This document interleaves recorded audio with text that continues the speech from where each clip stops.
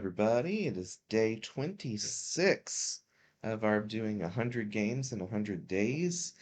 And we're thinking about lightening it up just to doing 100 games in as many as we can days, because doing it in 100 days has been pretty hard to get consistent players for. I don't want to burn out my friends and other people who are wanting to play. And so we're probably going to start reining it back a little bit, just doing a couple a week as we can find people that want to join, rather than scrambling every day to try to get as many people as we can.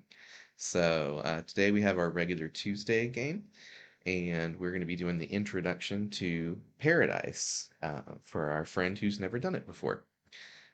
Blunt has done it quite a few times, so he knows what's coming a little bit of spoilers, but we're just going to go from there. And so we're joined by Blunt Force. If you want to say hello and just describe your character a little bit.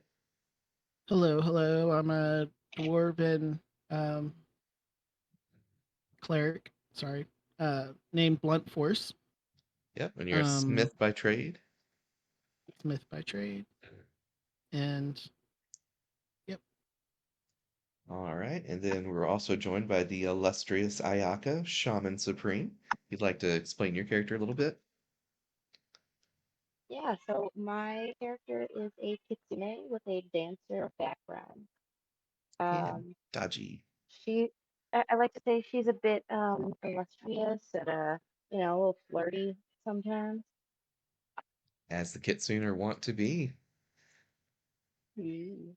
All right, and we find ourselves on a boat in a freshwater lake, and we were sent here to investigate um, sightings of a creature of some sort that is terrorizing the local fishermen, and um, that is the setup. Very simple, nice little setup. And so you guys are on a boat and doing flips and um just kidding. I'm very dumb and brain dead today. So Mhm. your boat captain is named Salty Sam, despite being on a freshwater lake, and he's rowing the boat with two ghosts, his two separate first mates from different points in time that have passed away. And he's got his abomination just kind of patrolling the boat as well. He is, in fact, a necromancer of some renown, and that is where you find yourself. So I'll let you guys take the reins right now. So we're looking for animals, not animals, but things that are disturbing the. A fisherman? Yep, the local fisherman. Okay. So Now when you say disturbing, do you mean like, is it like a physical entity? Or, okay, I want to ask the person that's driving the boat these questions. Sure. So Salty Your Sam, he'd be yes, Salty Sam says, "Aye, there's been boats that have been gone missing, and the catches have been lower than usual. We're a little perturbed by this, some of the local fishermen, rather. I tend to ferry people across the lake, and thankfully I haven't spotted nothing myself, and my boat's been fine, but it's only a matter of time before it shows its ugly head, whatever this creature may be, and I would prefer to not be there when it does, but we shall never know until the well, moment arrives." well, that's why we're here. Let me pull up my character sheet. Sorry. Okay.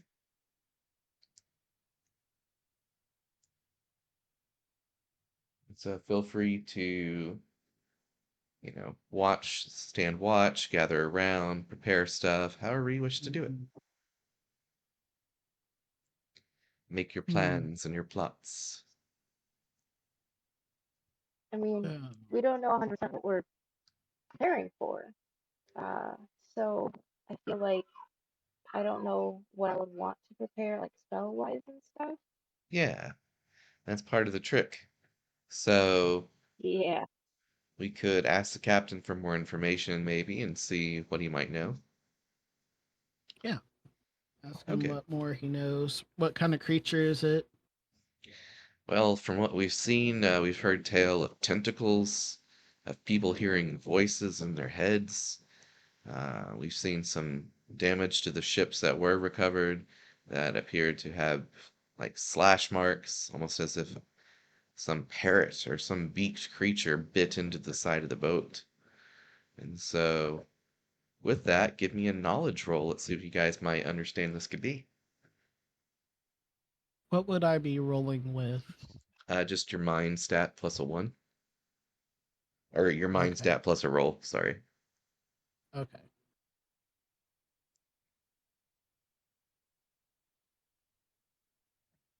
Okay. Pretty sure shaman is plus one mine. So, um,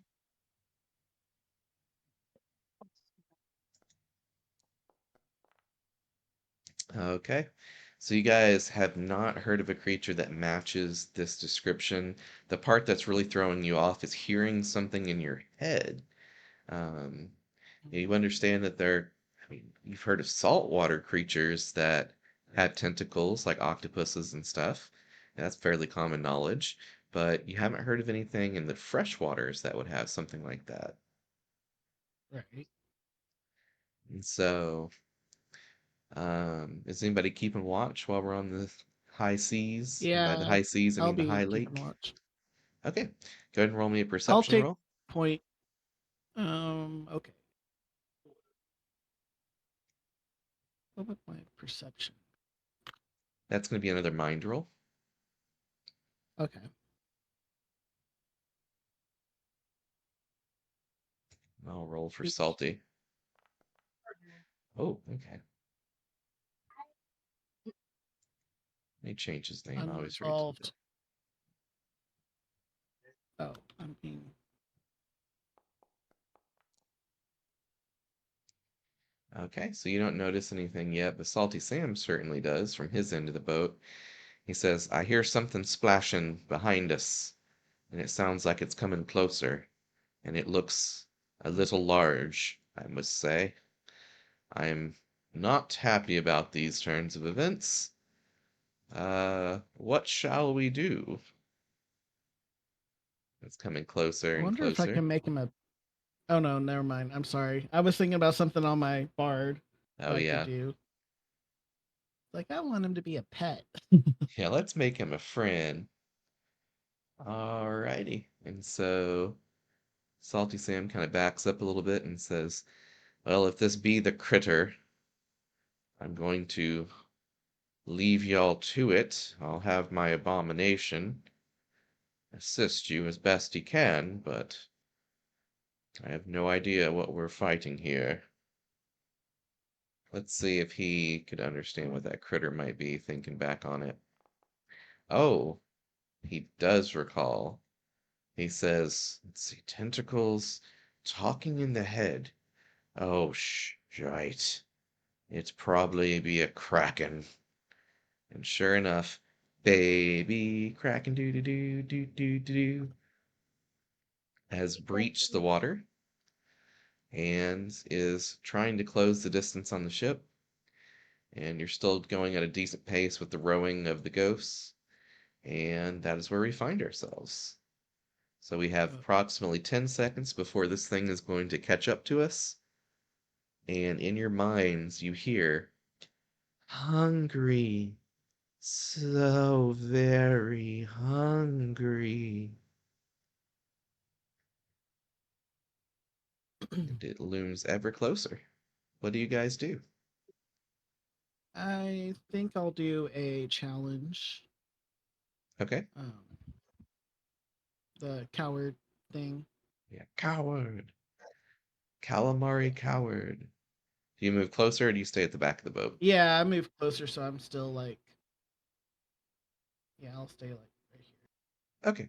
That's 12. Yeah, it should be right. I can't tell. Like the The squares are. ruler. So Okay. you need to be one closer, but yeah. Perfect. Well, maybe one more, but huh. Excuse me.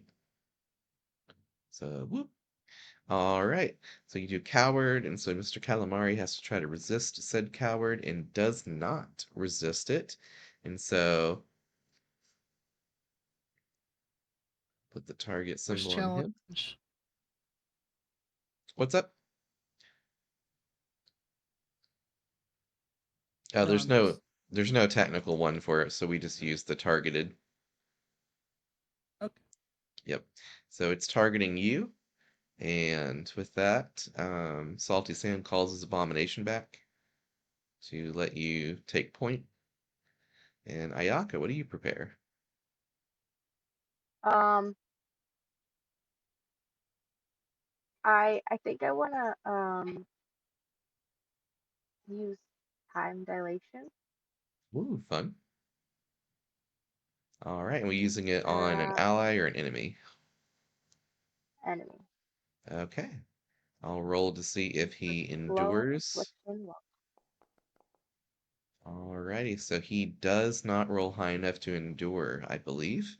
Because what is your attunement stat? It should be pretty good. It's a 4 or a 5. uh, hold on, looking for it. 4. A 4. Yep, he barely misses then. Because he has a +3, then a 4 makes it a 7. So awesome. So he is slowed, which is very debilitating. Woohoo. So, very fun.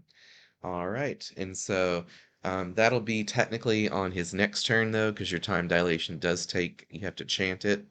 Um, Yeah. so he will go ahead and close the distance and get on the ship, which would then be the actual start of combat right now. So we'll go ahead and do combat and roll our initiatives. Baby Kraken gonna roll a 1, because of course Oh, he would, why? or a 2. No, you rolled the 1. Haha. I rolled the one. You did. What? I've been rolling one initiatives like the last week. It'll be your attunement stat for initiative, so it'll be a +4. Okay. The Kraken rolled a 2, so I doubt you're gonna. Yep, you're good. You're before Kraken. Nice. Aka and Salty Sam needs to roll. Ooh, Salty Sam going with blunt. Ooh. Salty. All right. So Ayaka is up first. Your chant completes. And do you have a fun chant for lethargy, for slowing this guy down? For lethargy? Um, God, I'm so hard to think of something like that on the spot. It Um, is. but it's so fun. Um, um, I wanted to make a joke about Usain Bolt, but I can't think of one. Yeah, it's hard to rhyme lethargy or time dilation. Let's see. Right, exactly. By the power of the ancients who control annihilation, I summon forth the spirits of time dilation. Something I love dorky. that. There we I are. love that. All right, and so you see him as spirits tend to cling to each of its limbs and are just physically slowing it down as he is afflicted with time dilation, which for you does not require concentration. Hey, there we go. That Nice. concentration dilation. There we go. We got a rhyme in there. Concentration damage. All right. So that is Ayaka's spell going off, but you still have your full turn. Oh, I do. That's right. Uh, I wanna do flurry of spears. All right. We barraging it from safe distance. Yes. Awesome. So, I wanna back. Can I? Should I back up?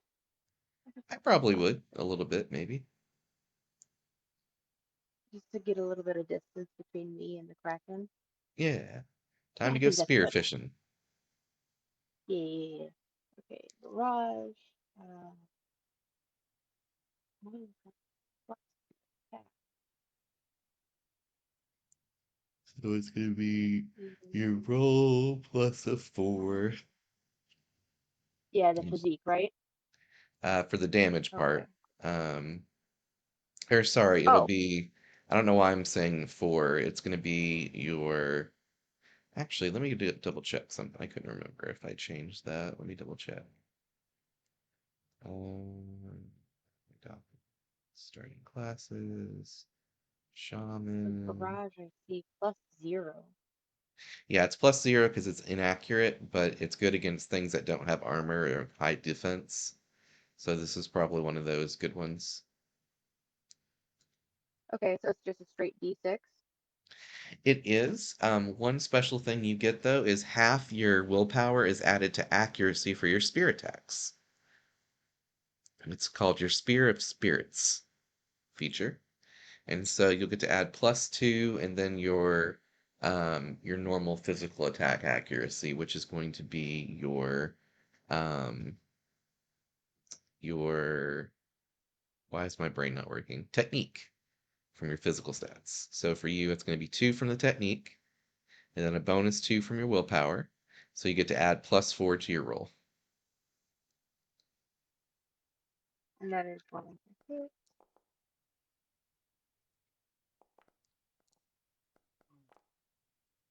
Okay, so a 2, a 5, and a 4 on the rolls. So the 4 and the 5 will hit. The 2, unfortunately, will not. It has 8 armor Okay. class. So it has a little bit of Okay. armor, but not much. Okay. And Okay. so as one of your spears starts to hit it, it seems as though a psychic shield blocks the spear and it goes errant, whereas it should have hit. Whereas the other two do pierce through the shield and strike it true. And so for you, that's going to be your physique stat +3 per hit. And I think your physique is +4. Yeah. Yes. So 7, Nice. 14. 14 damage. Not bad for your first Mhm. attack of 2. And you do have an enemy debuffed with a spell, so you get extra stamina. So it's 6. Okie dokie. So your first volley of spears definitely does some damage. Would you like to do a second? Oh, a second attack? Yep, you get 2 attacks when you're using your execute maneuver action. Oh, okay. Um,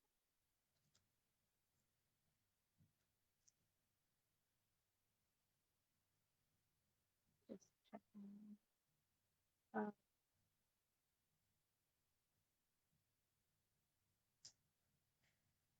check and see how much stamina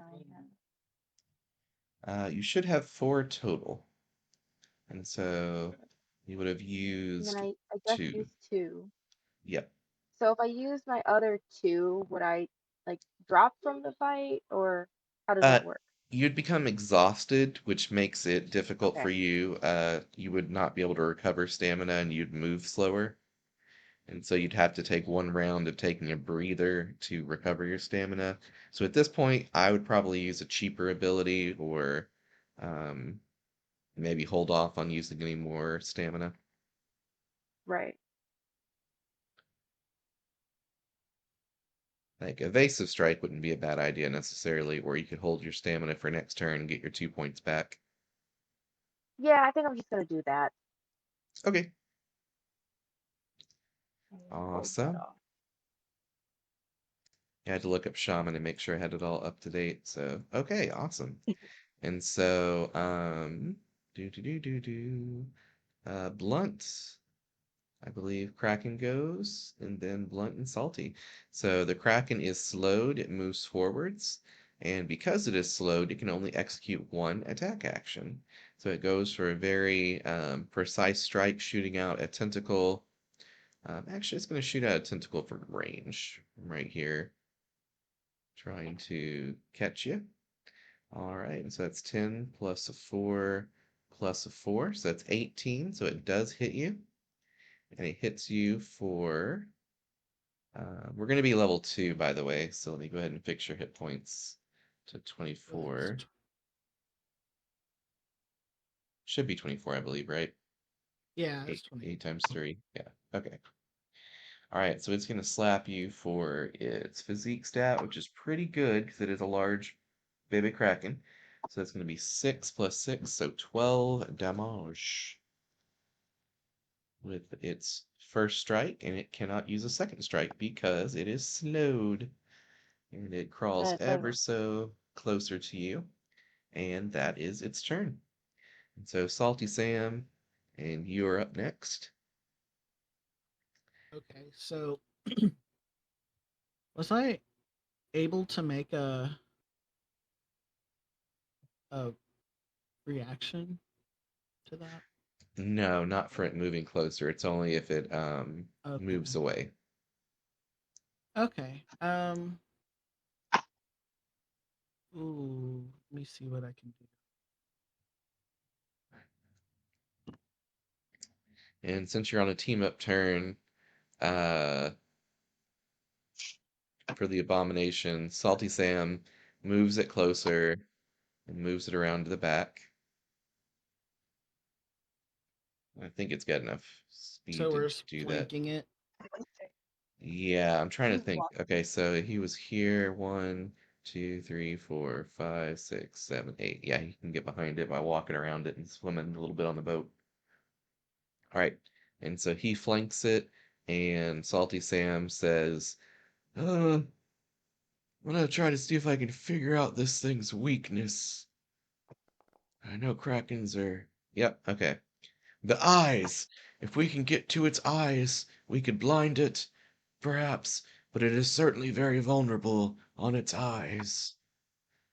And so he has his Okay. abomination flank around, and it climbs up to the top of the abomination, or sorry, the abomination, to the Kraken, and goes to try to stab its eyes with a flurry attack.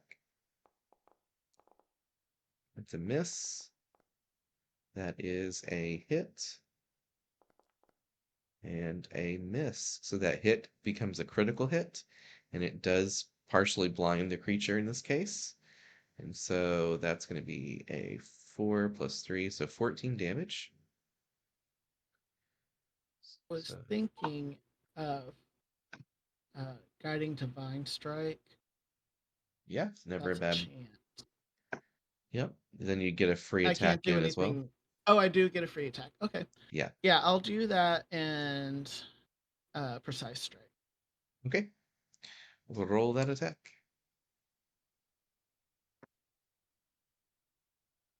Plus All right, that'll hit. 15. Good. So 10 damage, I believe. 10 damage. It's physique plus 6. Yep. Physique is, I think, All right, we've already got a good lead on this creature. It's very vulnerable. It's extra vulnerable right now because it is slowed. I forgot about that. So technically, the abomination hit with those other two attacks that would have missed otherwise. yeah. Because slowed lowers their defense by 5 at least. And so that actually is going to be a lot more damage. So, Did he uh, have disadvantage from my challenge? no, the challenge just makes sure that he has to face you and attack you. Oh, okay, okay. I thought it also did what about first disadvantage. spear? First spear. Yeah, your other spear would have hit too, for one of the ones that missed, so I'm So gonna have to that add is that in. 7 damage. Yep, so that brings that to 8. And then I gotta redo the damage for the abomination. So he did hit with those two flurries. Is that gonna be 14 for a crit? Yeah, so 28 more damage. I believe that's correct. Beating the snot out of this thing. Yeah, you really are. Once you start getting on the weak spots, it gets really rough. All right. And so Abomination does another flurry. That's his second attack. It's a hit. Ooh, and another hit. Look at that, triple twos. All right, so that's gonna be Uh, 14 times 3 is 42. So 42, and it's at 90.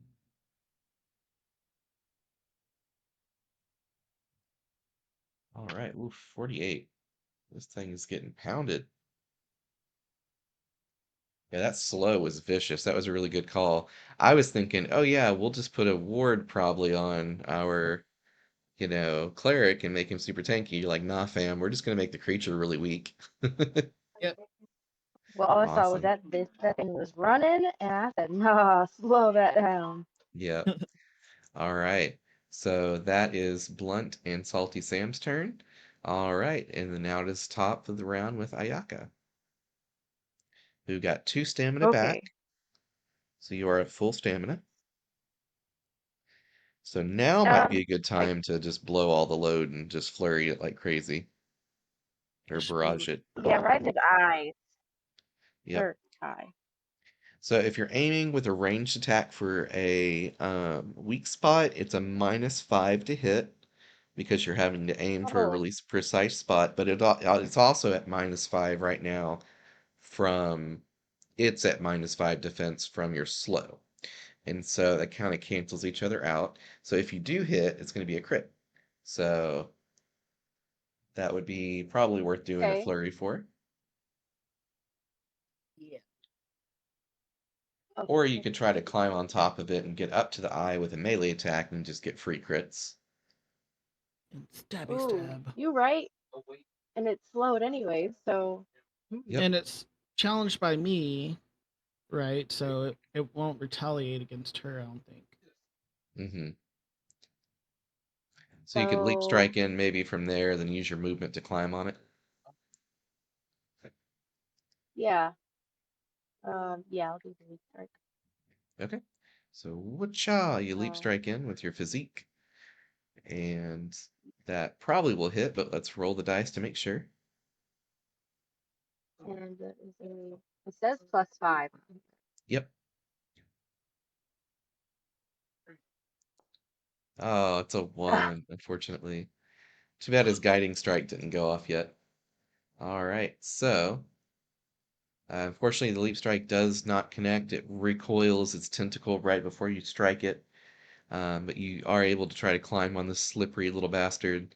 And so that's going to be 1 movement, 2 movement, 3 movement to get on top of it, and then four, five, Okay. 6 movement to get over to the eyeball. That will cost you 1 stamina though, because you're not proficient at climbing. So that would be double Okay. movement to get there. So you get on top of it, you get to the eyeball, you've still got, let's see, you jump strike for 1 stamina, you climbed for two, so you still got 2 stamina left to do a flurry if you wish. But then I'll be exhausted. I want to do evasive strike. Okay, just stabbing it and leaping off. Okay, I like it. Yeah. All right, roll that attack.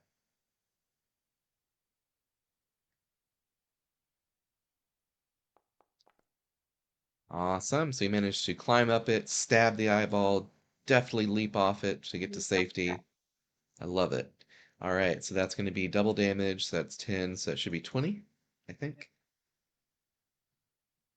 That is physique +6, physique +4, so 10. Yeah, 20. All right. All right, all right, all Let's right. go. Yeah, I need to remember to add one thing I'm thinking about doing for accuracy stuff for characters that are the pre-gen characters is just going through each of them and adding what the accuracy combined total is so people have less math to do. You think that would help? Oh yeah. Less math for me, at least, is the best. Yeah, because you always seem to forget your bonuses with your to hit. So, Yes. okay. So, with that said, awesome turn. You leap in, don't quite hit, but then you crawl up this slippery bastard, stab him, and backflip off of him, delicately landing just fine. Awesome. Okay, it's Kraken's turn, and it goes and it tries to eat Vigo. So, Vigo, give me an avoid roll. Okay. Avoid roll. What is the Top left, you'll have the avoid bonus. I believe on yours it's like a +2, but I could be wrong. Oh, I don't have the sheet. Oh, Um, okay. It's yeah, that's going still to, on my grinding bit. yeah, got you. That's going to be a body affects your endurance. It's whatever your endurance stat is. I think I put a point in there, so it's 3 endurance. So Three, yeah, so three plus your roll. okay. It's a pretty big creature, so you got to roll enough to beat a seven. One, To meet 6 or exceed a seven. plus. Oh I no, you are got Kraken eaten. food. No. All right, and then the Kraken slowly, one, Does that interrupt two, my nope, spell? three, four. Okay. It tries to get off the boat, and it's in the process of getting off the boat. The abomination's still on it, and you are inside of it. And now it is time for Blunt and Salty's turn. Okay, so my was it guiding divine strike? Sorry, what?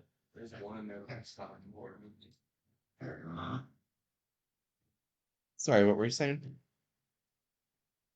My guiding divine strike Yes, that uh finishes. And are it would be a -5 because you have trouble seeing inside of a creature. Um, six, so it kind of affects that a little bit. 5. But it's also got a +5 because it's slowed. Well, -5 on the creature's defense because it's slowed. So you should be able to Okay. probably hit it. Okay, so it was originally plus 10, so I should Oh do yeah. +5. Um, just roll it because if you roll a two or higher, it's gonna hit Okay. with all the bonuses. 2. Uh, still counts. Okay, so your divine And strike hits and does quite a bit of damage. Let's see how much it is. Should be your physique let's see. plus. Physique plus willpower plus 12 divine damage. So I believe that's 4 plus 4 is 8 plus 12 is 20. Does that sound like good math? Yes. I did put a point in willpower, I think. Was it willpower? No. Probably a resolve because you wanted more points to cast more Yes, things. yes. All right, so you No, it was just attunement, I think. no, attunement was for more spells. Willpower or resolve, excuse me, is for more morale points to cast more spells. Oh, okay. Yeah. All right. So 5 So willpower. you blast it for 20 damage. Even from the inside, it's glowing. You did at least 20 points of damage in one round, so it spits you out. And the abomination goes for the backstab to try to steal the kill from you. And Salty Stem steals the kill with the abomination, which leaps off Oh afterwards and starts to hold on to the corpse and drag it onto the boat. And you guys yeah. decimated this encounter. Flawless victory. Only a slightly injured dwarf. Yeah, just slightly. Yeah, so Only like Just 12 points. slightly. Yeah. And we can retcon it slightly. We're going to say Salty Sam instead of backstabbing it. He did a life drain. That still hit, and it healed you to full. Oh, Because good. he's cool like that. Boom. Okay, so you have a corpse of a baby kraken on board, and what do we do with it now? Uh, Rip it up for parts. Whatever is valuable, you know? Okay, so go ahead and roll a survival roll. You guys will be at least decent at that, especially Ayaka. Yours should be a +6, I believe. We're trying to see what sorry, what role again? a survival roll, which for you should be a +6 because it's one of your main proficiencies. Mm, I don't. You would just be a +3B. It's Okay. just your spirit stat.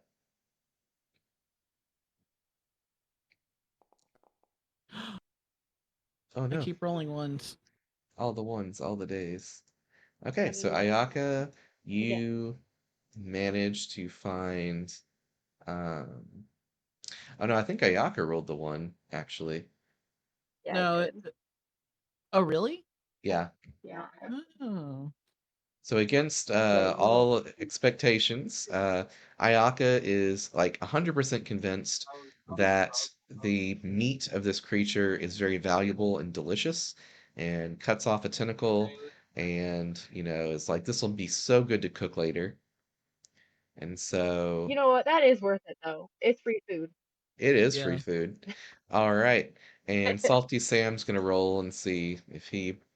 Nope, he doesn't know. He agrees with you. The meat should be good. We should be able to eat it later.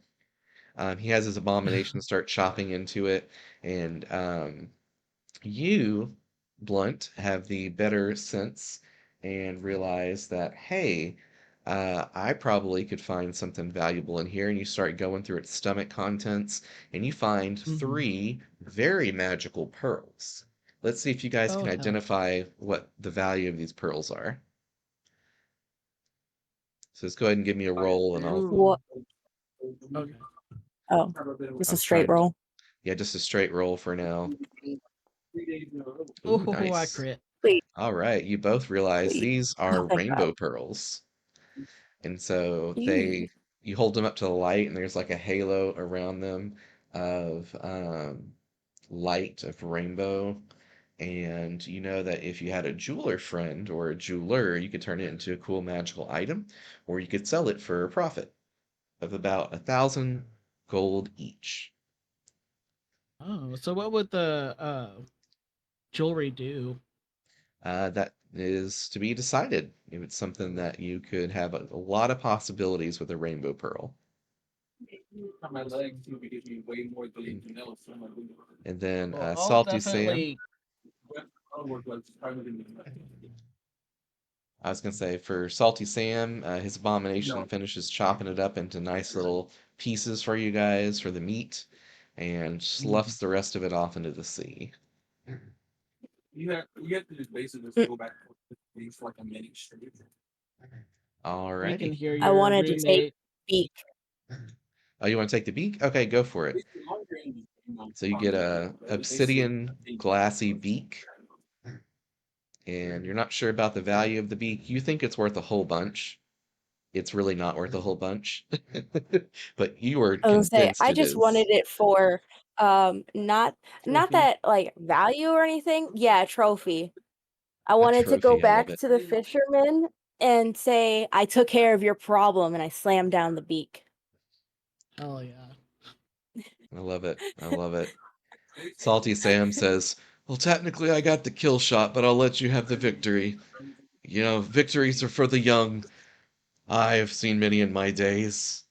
All right. Oh, what the hell is that? And then off in the distance, you see a billowing cloud of mist coming closer and closer and closer to your boat.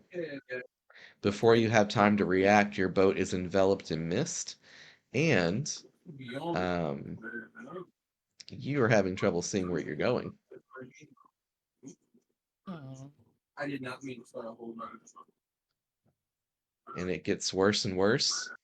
And then the mist starts to clear in kind of a circular region, and you see what can only be described as the edge of a waterfall falling downwards through the water, as if it was forming a column of water that you're about to fall down into. What do you do? Like,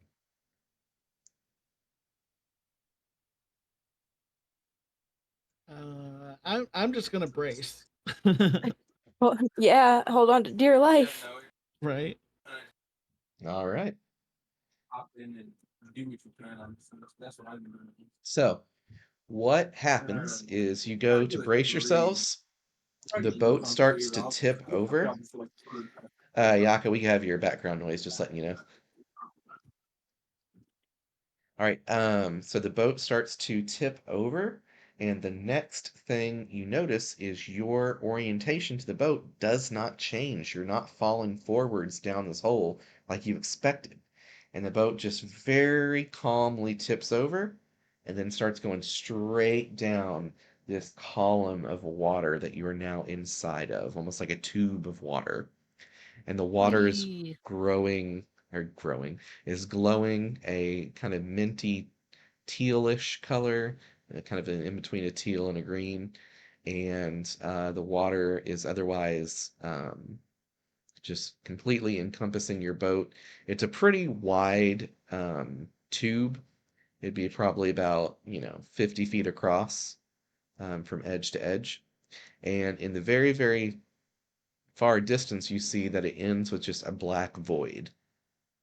And there's a pinprick of light at the end of that black void that's very, very hard to see, almost as if it was a star glittering in the sky. And that's currently where you find yourselves. And you look around, and unfortunately, your boat captain is nowhere to be seen, Oh no. nor is Abomination. I And forgot to toggle them up. yeah. So spoilers, do I react like I know what's happening, or is this still like the first time? For you and for Ayaka's sake, we'll say this is your first time. Okay. I won't spoil anything. I'll let Ayaka do the stuff. Okay. So Ayaka and Blunt, go ahead and give me a perception roll. I just want to see if you notice something interesting in the water.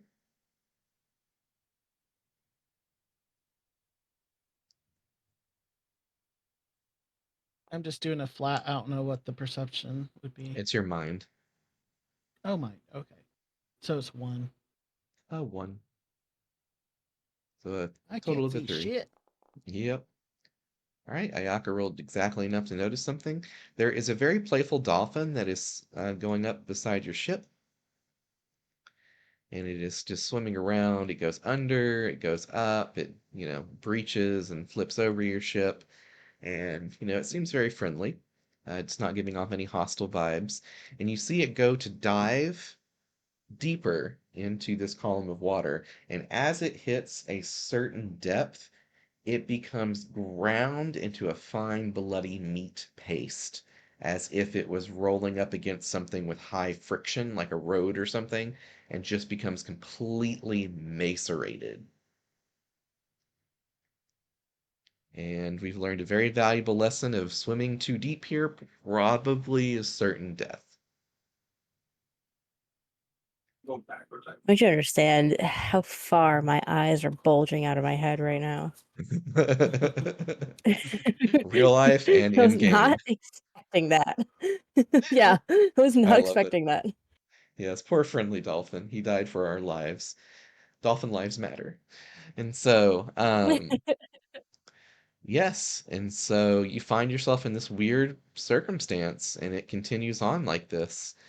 Time starts to pass. Do you do anything with the water, or stay in the boat, take watch? What are you guys doing in this really awkward, weird set of circumstances?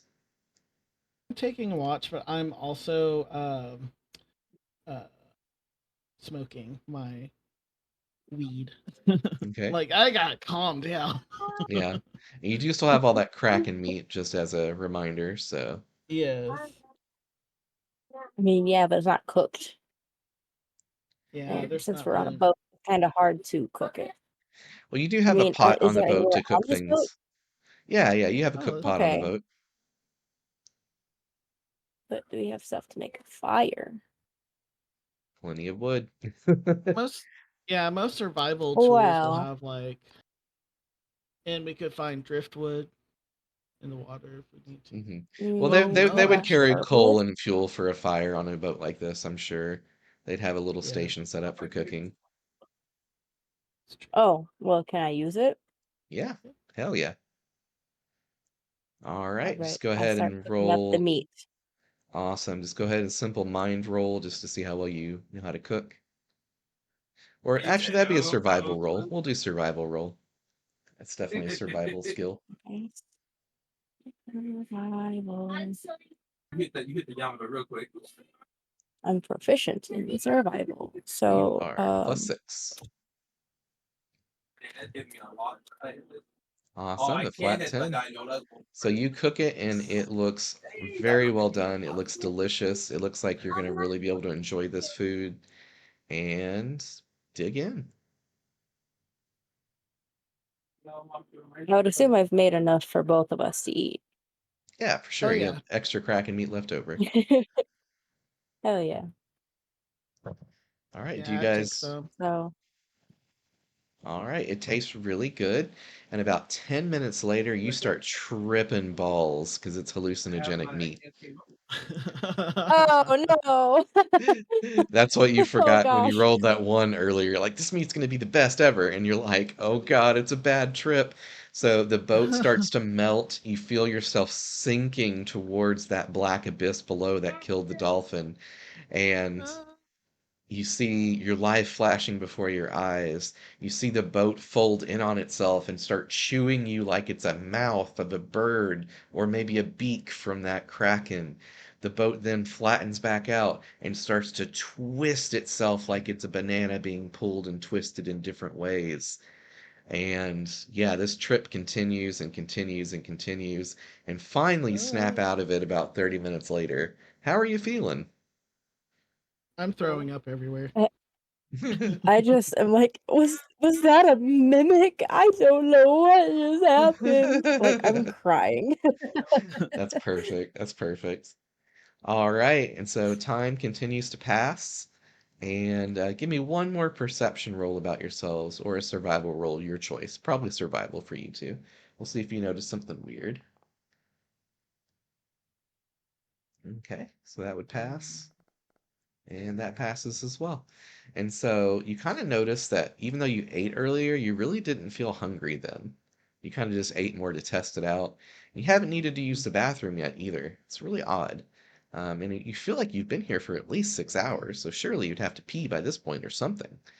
Have you guys tested the water yet?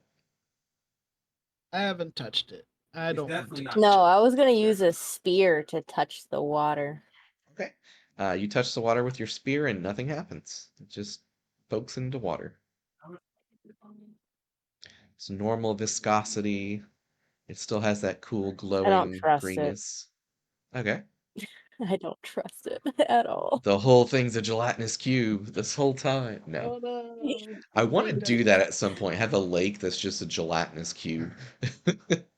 You just go to A dive in it. gelatinous lake. Yep. All right. I guess it'd be a gelatinous hemisphere-ish. But all right.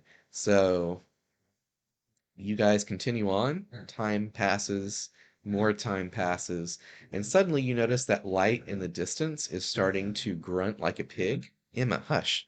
Um, uh, is starting to grow or become closer. It's hard to tell which, but it is definitely getting bigger or closer. Alright, And this starts to continue and it almost starts to speed up.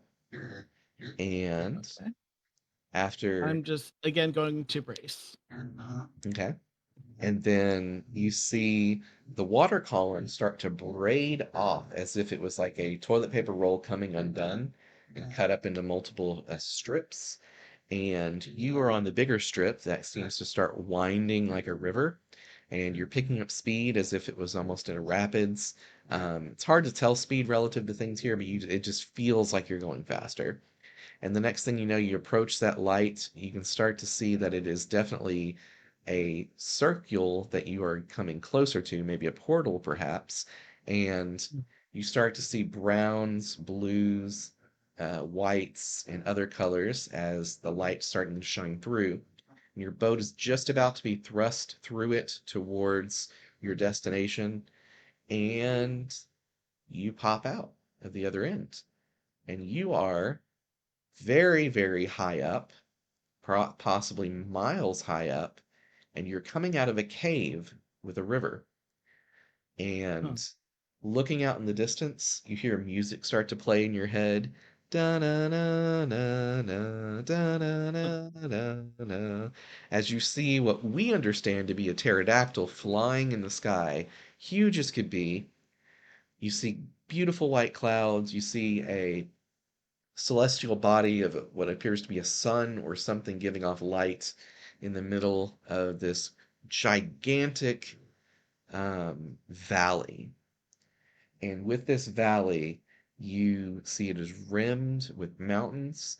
You see that there is a gigantic tree off in the distance that, even though it's far away, you can tell it has to be huge. You see a city before you and a misty what could only be described possibly as a lake below you, as your boat is now starting to tip over and go down this waterfall. You also see two beautiful but odd birds flying in the sky on wings that should be entirely too small to support their extremely fat bodies, and they make a horrendous squawking noise. If you've ever heard like a male peacock or something, they sound horrendous. Raven, get off. Yeah. Sorry, my cat was walking on the keyboard. And with that, they have rainbow colored plumage that seems to shimmer in the light and change color as you watch it. And they are promptly eaten, both of them, in one gulp by the pterodactyl. And your characters think that this pterodactyl is a giant naked flying dragon and are very confused about a scaleless flying dragon. And your boat continues to tip forwards. And the next thing you know, you're going straight down a misty waterfall. And you look down and you notice there's actually no water. It is just pure mist. And you are flowing down this waterfall. And just like before with the water column, you are not falling off your boat. You're staying in that same orientation with the rest of the boat. And that is where you find yourselves. And this continues on for some time. And about 15 minutes later, you are approaching the billowing fog down below, the mist that you're approaching at the end of the waterfall. And so as your boat touches down, I need you to give me a perception roll to see if you notice something that just happened.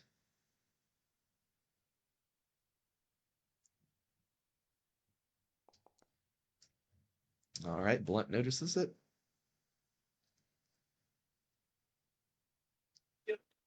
And Oh, I meant to add the +1. it's fine. Yep, you notice it as well. There is a single ripple that goes out from your boat, and it seems to grow larger rather than smaller as it ripples outwards. It starts off as just maybe a centimeter, and then it grows to about an inch, and then eventually 2 inches, 3 inches, and then it disappears into the fog that you can only see about 20 feet in front of you, through the mist, rather. And your boat is just eerily still on this watery lake that is glassy. Like there's not a single ripple other than the one that you guys let out when your boat touched the surface.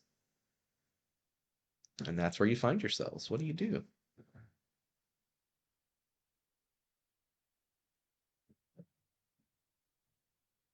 Your boat's not I moving. think my character would just be like in awe to encapsulate with my surroundings. Yeah. Yeah, she Same wouldn't want here. to like do anything, to be honest, because I think she'd be too afraid to want to do something. Okay. Just really freaked out. This is a very weird set of circumstances. Yeah, wait for things to come to an end. Yep. Well, 15 minutes pass and nothing has changed other than my pig being cranky. She's just talkative. She has things to say. She does. She has piggy opinions on the world. We are here to hear her. All right. So, time continues to pass. Do you guys do anything else? Or are we still just like waiting, looking at each other like, what just happened? Yeah. I'm just like, well, we're gonna hit land at some point. It's a good Well, thing your we're not boat's not hungry moving. though. Oh, Yeah, your boat is Can I perfectly look to stationary and see if still. the oars are still? Yes, there are two oars there. okay. So I'll be like, might as well just pick a direction and go, and I just start Yeah. rowing. Okay. And you row, and you start to row away from where you were. And about 15 minutes later, you guys have still been rowing in the same direction. You're making progress, but suddenly your progress becomes easier. It becomes faster, and you're not rowing any harder. Enough. Stop it. So Rebecca. things are starting to get easy. So I'm like lifting the oar. I'm like, are we going by our? Is it moving by itself? Sorry, she is being an absolute little jerk right now. Let me go put her outside. Come on in.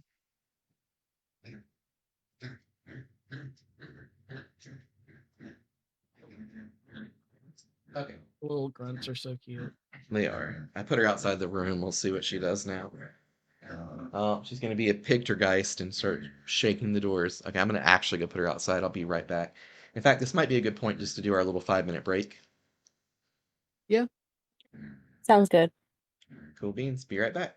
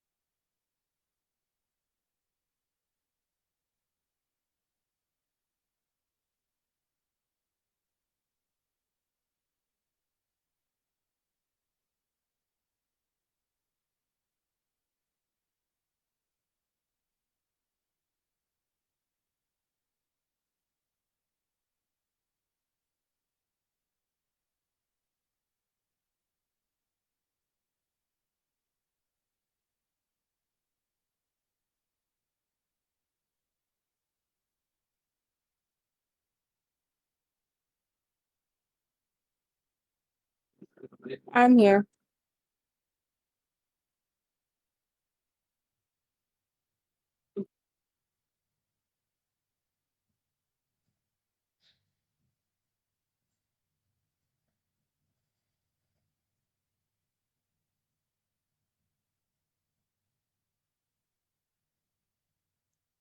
The stream chat there. Yeah, I felt bad. We actually had someone comment on some stuff on stream, and I totally missed it for like, I swear, 30 minutes or an hour. Is there any way to like make a notification pop up when people talk in chat? I assume there is, but I just don't know. There is. Give me a second. I can find that program for you. Sweet. So I know there's a lot of stuff you can add to OBS. I just need to really hit the ground and do it one of these days.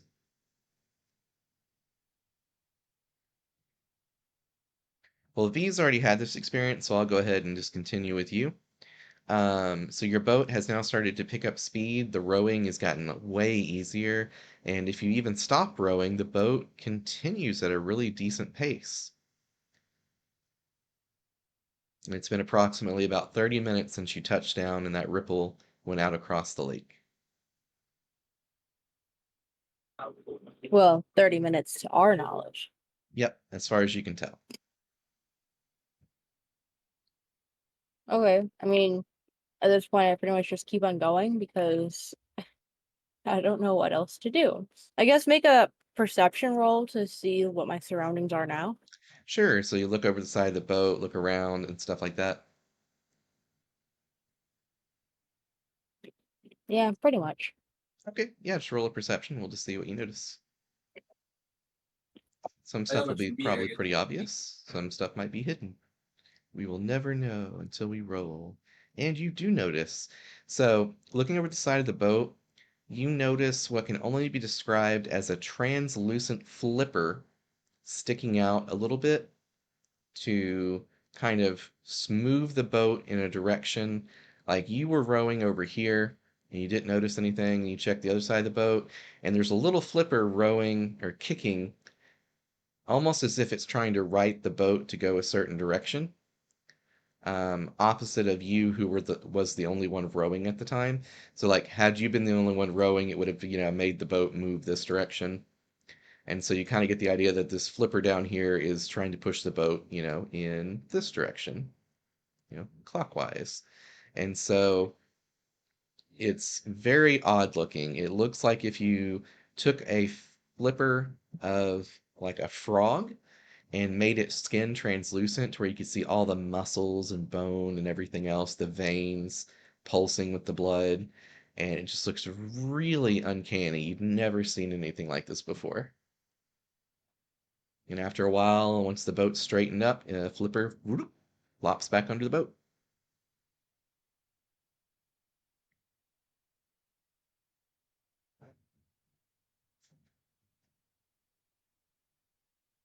A very bizarre occurrence.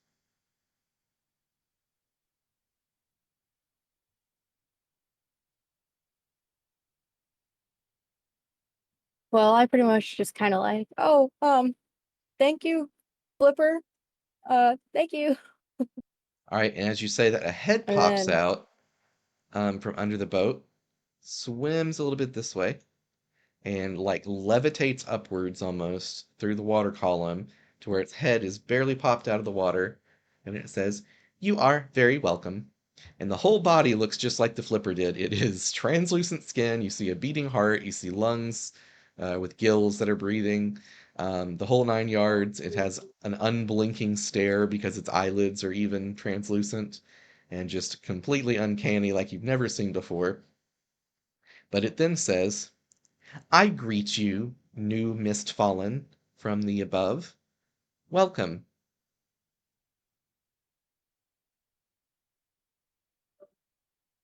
uh, thank you. What's your what's your name? We are the unseen hand of the Misty Mirror, which is to say, the lake that you find yourself on is the Misty Mirror, and we are its unseen hand. We are here to assist you. I'm here. Okay, you're here to assist me. Can I call you something to get your attention? Yes. Call us whatever you wish, or just ask for unseen hand, and we will appear to greet you again and have a conversation of your choice. But our task is to ferry you to the fair city. Awesome. Do Okay, you, well, thank you very much. do you have any questions of us? We will answer what we can. Um, I don't have any questions. I guess we just need to get to where you're taking us. Okay, you are a very easy group to get along with and ferry. Most groups have entirely too many questions and slow us down. We shall get you to the city post haste, as is our directive. And you see about 30 heads pop up from the side of the boat, and they all nod in unison, and they all boop, boop, boop, boop, boop, pop back down under the boat. This guy sinks downward in the water column, swims under the boat, and the boat starts picking up pace again. Wee. Whee! And so I'll fast forward a little bit. It takes about 2 hours of boat riding to get there, and then you see a really pretty sight. I will activate it. I have the power. I need to put the updated map on here. This will work for now, though. Uh, hopefully it lets you see it. Let me make sure it's not doing no token vision. Okay. So do you see a map now? Yep. Okay, so you guys are coming upon the city from over here. Technically speaking, this whole area where I'm clicking is not there. It's essentially just water on the updated map. And so you're coming into what is basically a dock system right through here with a big lake structure. Like, let me do this. So this whole area is essentially not there where I've highlighted. And so you're coming into the dock over here, and you see two large statues immediately, and then a third statue further in. And I'll describe what they're like. The first statue on your left is the city is marble white walls, and much like this image, they go outwards from the rim of the lake, essentially, and they are about 100 foot tall, and the statues rise up about 120 foot tall, so they are a little bit taller than the walls.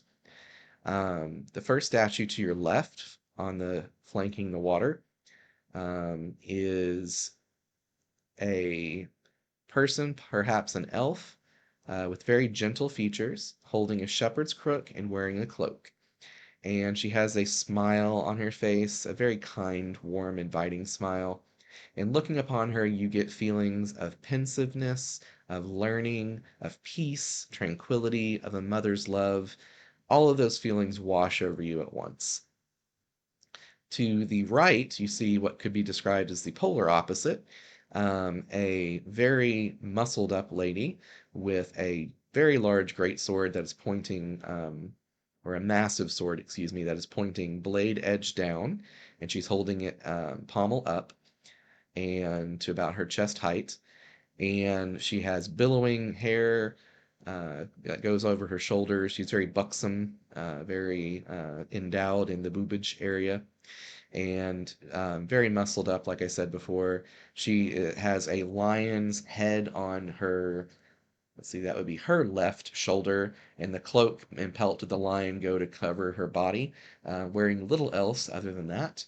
And you, gazing upon her statue, feel feelings of ferocity, of the protection of a mother towards her cubs, the fierce loyalty of brothers in arms, the thrill of battle, and the taste of victory. And so you get all those feelings looking upon her statue. And the final statue, further in, you see a centaur rearing up, and she is holding a map, wearing goggles, a very mischievous grin on her face, And with her, you get feelings of wanderlust, of wanting to find the hidden nooks and crannies of the world, to discover parts unknown, to be the first one to delve into dungeons and old ancient ruins and discover the wonders that they hold. And those are the three statues that you see upon entering this fair city. And then there is a lady that you will see that, oh, thank you. I just saw the thing you sent me. Um, You're welcome. yeah. So are you following so far as kind of the scene of what it looks like? Yes. Awesome. And so on the dock to the left that you are slowly approaching, give me a perception roll. I want to see if you notice something cool.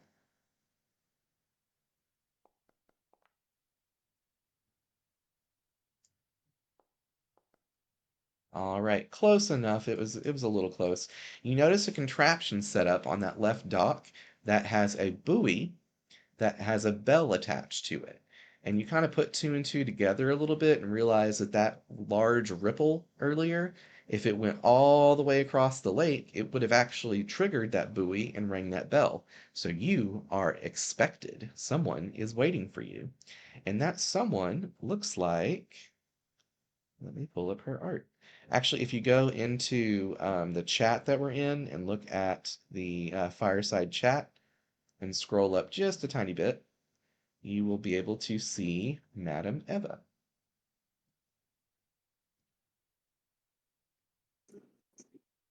She's pretty. So yeah, pretty. I love her. I spent a lot of time designing her on excuse me, on Hero Forge.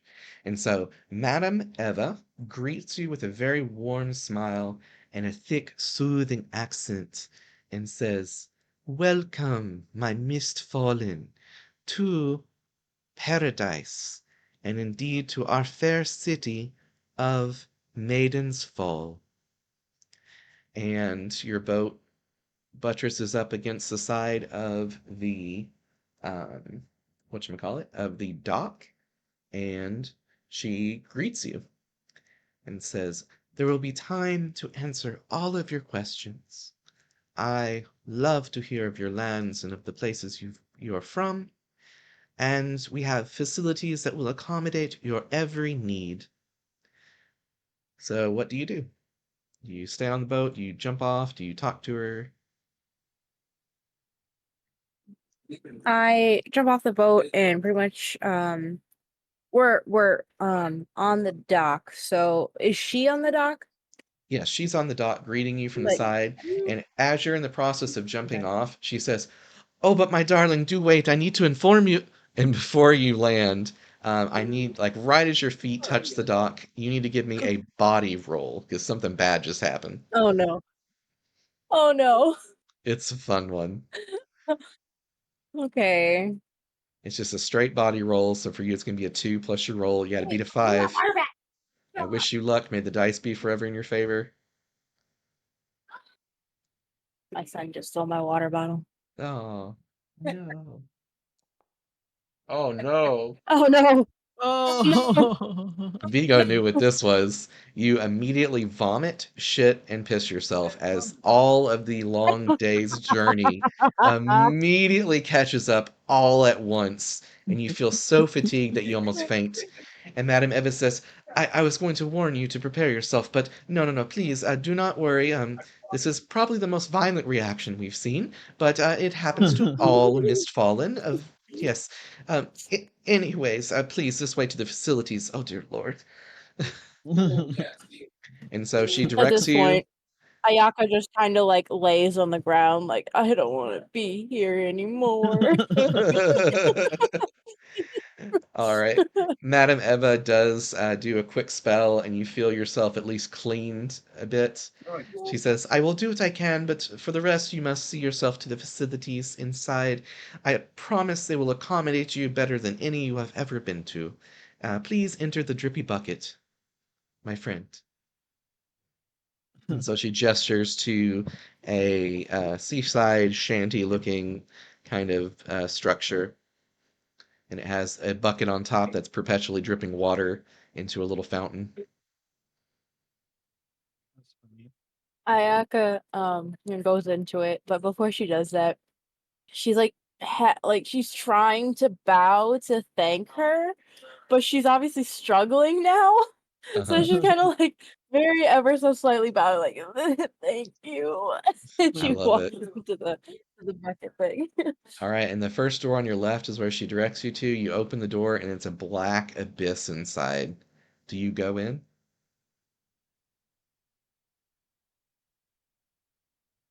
I mean, I'm just gonna have to trust her at this point.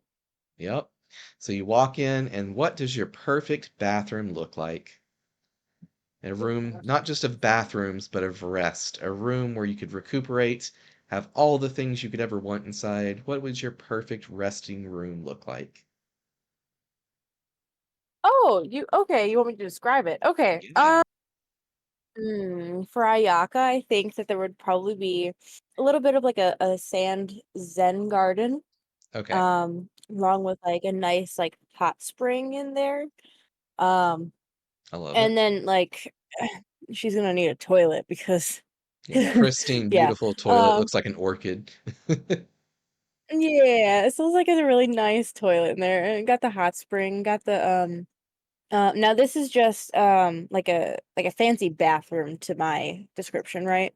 Yes, and it can have anything you want in it. Anything you would need to recuperate, rest, recover. Feel like definitely, like I said, the hot spring, the little Zen garden would keep her at peace since that like kind of fits with the kitsune. Yeah. And then probably like maybe just like a cold drink, like even just some cold water for her to drink off of, like even just like a Perfect. waterfall if she needs it. Yeah, nice little waterfall. You take a drink and it tastes ever so minty, very fresh, a little cucumbery. I love that.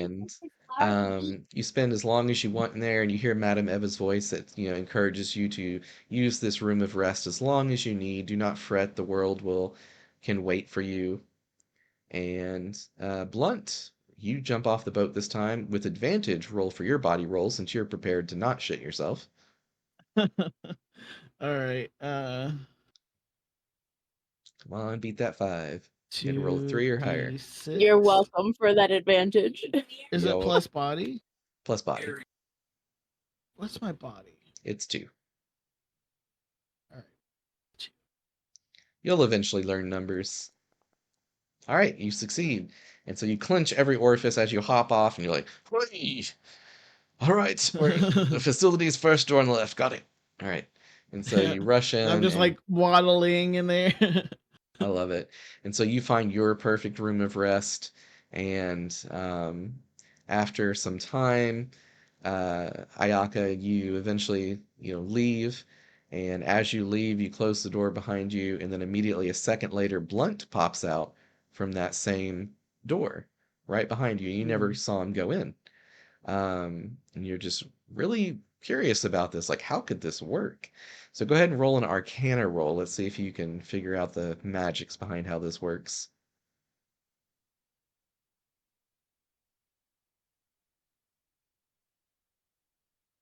And that'll just be your mind stat, because I don't Trying think to figure. either of you are proficient. Yeah, I was gonna say I don't think it was proficient in that or mine. Nice. 6. I have ramen.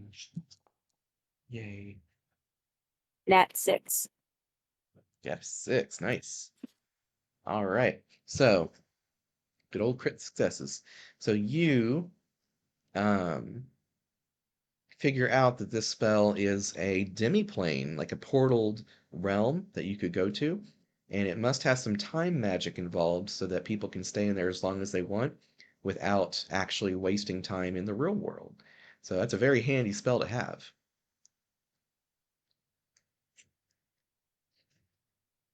I was in there 3 days. No, I'm kidding. Could be. All right. And so, with that said, you turn around and there's a banquet table filled with the finest foods that you could ever want that your character loves. And if you can think of any, feel free to share them. But there is also this exceedingly large, what can only be described as a rainbow shimmering oily, glistening almost, like an oil sheen, turkey, cooked roasted turkey, or a bird of some sort that is entirely too large to be a turkey. And you put two and two together and realize that is the same bird that you saw the pterodactyl eat earlier, or the naked dragon thing. And um, Madame Eva shares this is the bird of paradise, our most favorite delicacy to share to newcomers. It will taste better than anything possibly could.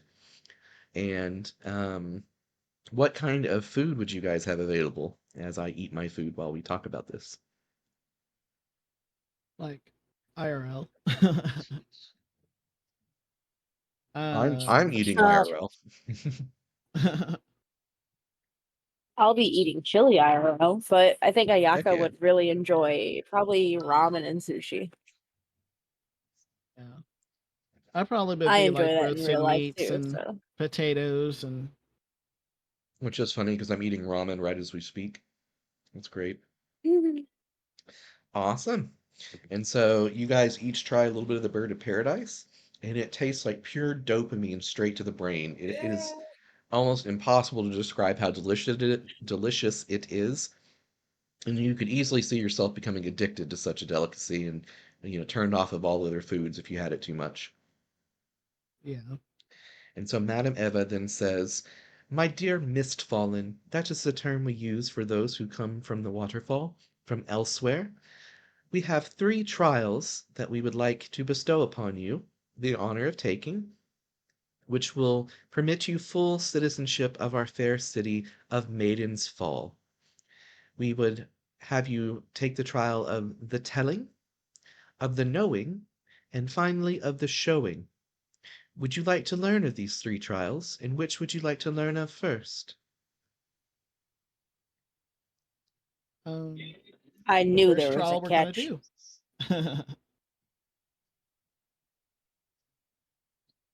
Okay. So Yeah, she tell me says, about them in chronological order. "Okay, I like that.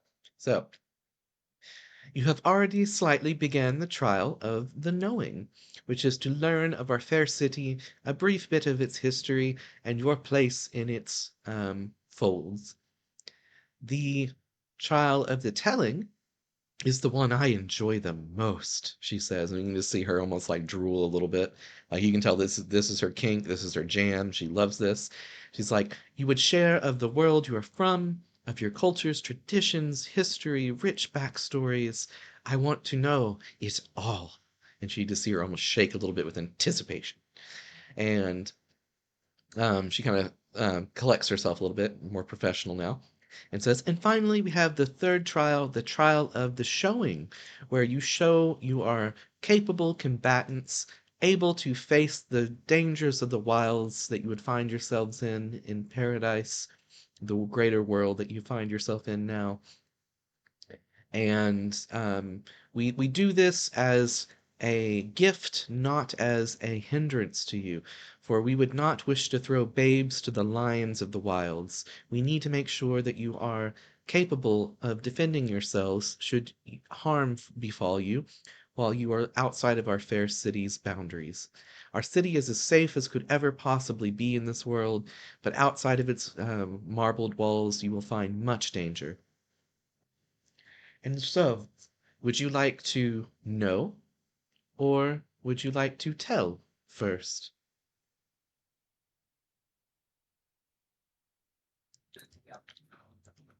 I would like to know first. Yeah, we can know. Okay.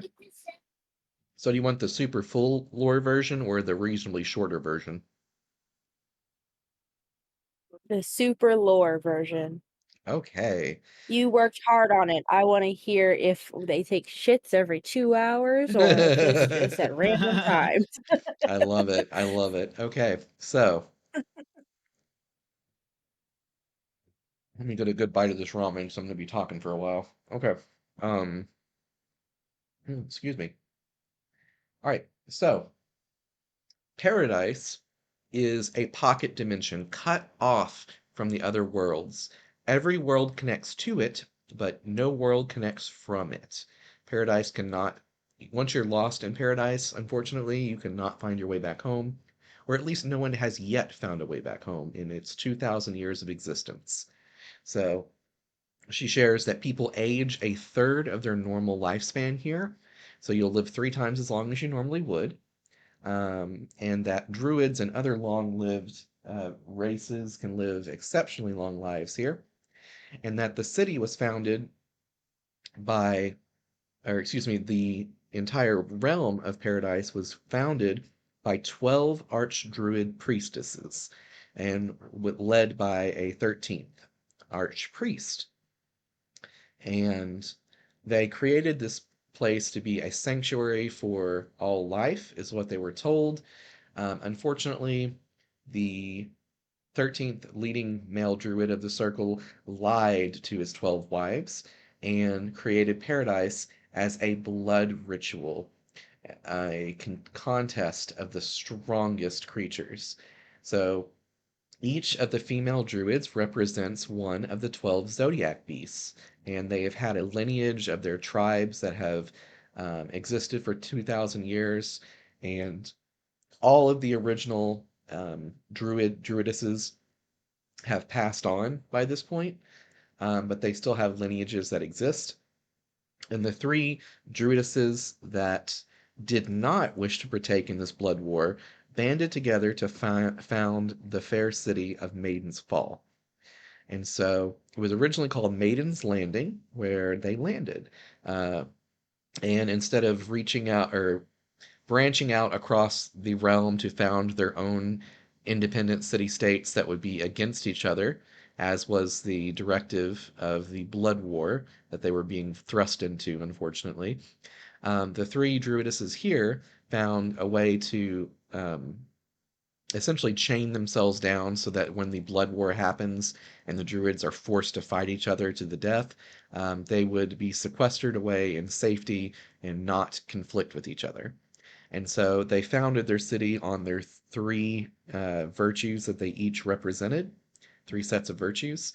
And those 3 virtues were the feelings that you received from the 3 statues from earlier. And so their names are Usagalin, the rabbit druid, um, Leolin, the lioness druid, and then lastly, the horse druid, Eponolin. And so all 3 of them protected their city for around 200 years, watching it grow and prosper. But then there was a horrible calamity that befell the city when some mage of, words, a mage of some great power tried to open a portal to leave paradise to return from whence they came. And when they did so, trying to leave paradise via magic, causes it to open a rift into the farthest realms of horror and madness. And they let in a terrible being that started destroying the population and the whole city. And so the 3 druidesses, Usagalin, Leolin, and Eponolin, gave their lives to protect the city and to defeat this creature. And so they are not venerated as gods in this city, but they are venerated as aspirations to live up to, of, wonderful benevolent monarchs, as it were. And so the city to this day, 2,000 years into the world's history, 18,000 or 1,800 years later, still venerate them and try to live up to their example. And so she explains that the city is comprised of 7 districts, and each district provides a home for everybody of any type of alignment, as it were. And so, would you like to hear about the 7 districts? Yes, I would. Okay. So, the topmost district, I'll just kind of flash it on the map. This whole region right here, it's all green and pretty, is the district um, of Sanctuary. And Sanctuary is Usagalin's primary district of where she resided when she was alive. And Sanctuary is a place of learning, of scholarly pursuits, of pensiveness, of research, of religion, all of that kind of stuff. Meditation. Anybody who enjoys that kind of lifestyle finds themselves perfectly at home in Sanctuary. And their special thing is you get 1 free true revival per month And true revival can revive a character no matter what, as long as they've died within the last week. And so, very, very powerful effect if you become a citizen there. Oh, that's the other thing. Each district has different rules and benefits for their citizens, and so you do get benefits for becoming a citizen of some of the districts, or all of the districts, rather. So the one over to the right from that district is called Sweatbrow, and at Sweatbrow, it is the industry district of production, of innovation, of producing things. And so it's a maker's district. Um, you'd be very easily able to make any magical item of your wishes through some of the merchants there, or not merchants, some of the manufacturers there, craftsmen. And if you're primarily a craftsman, that's a great place for people.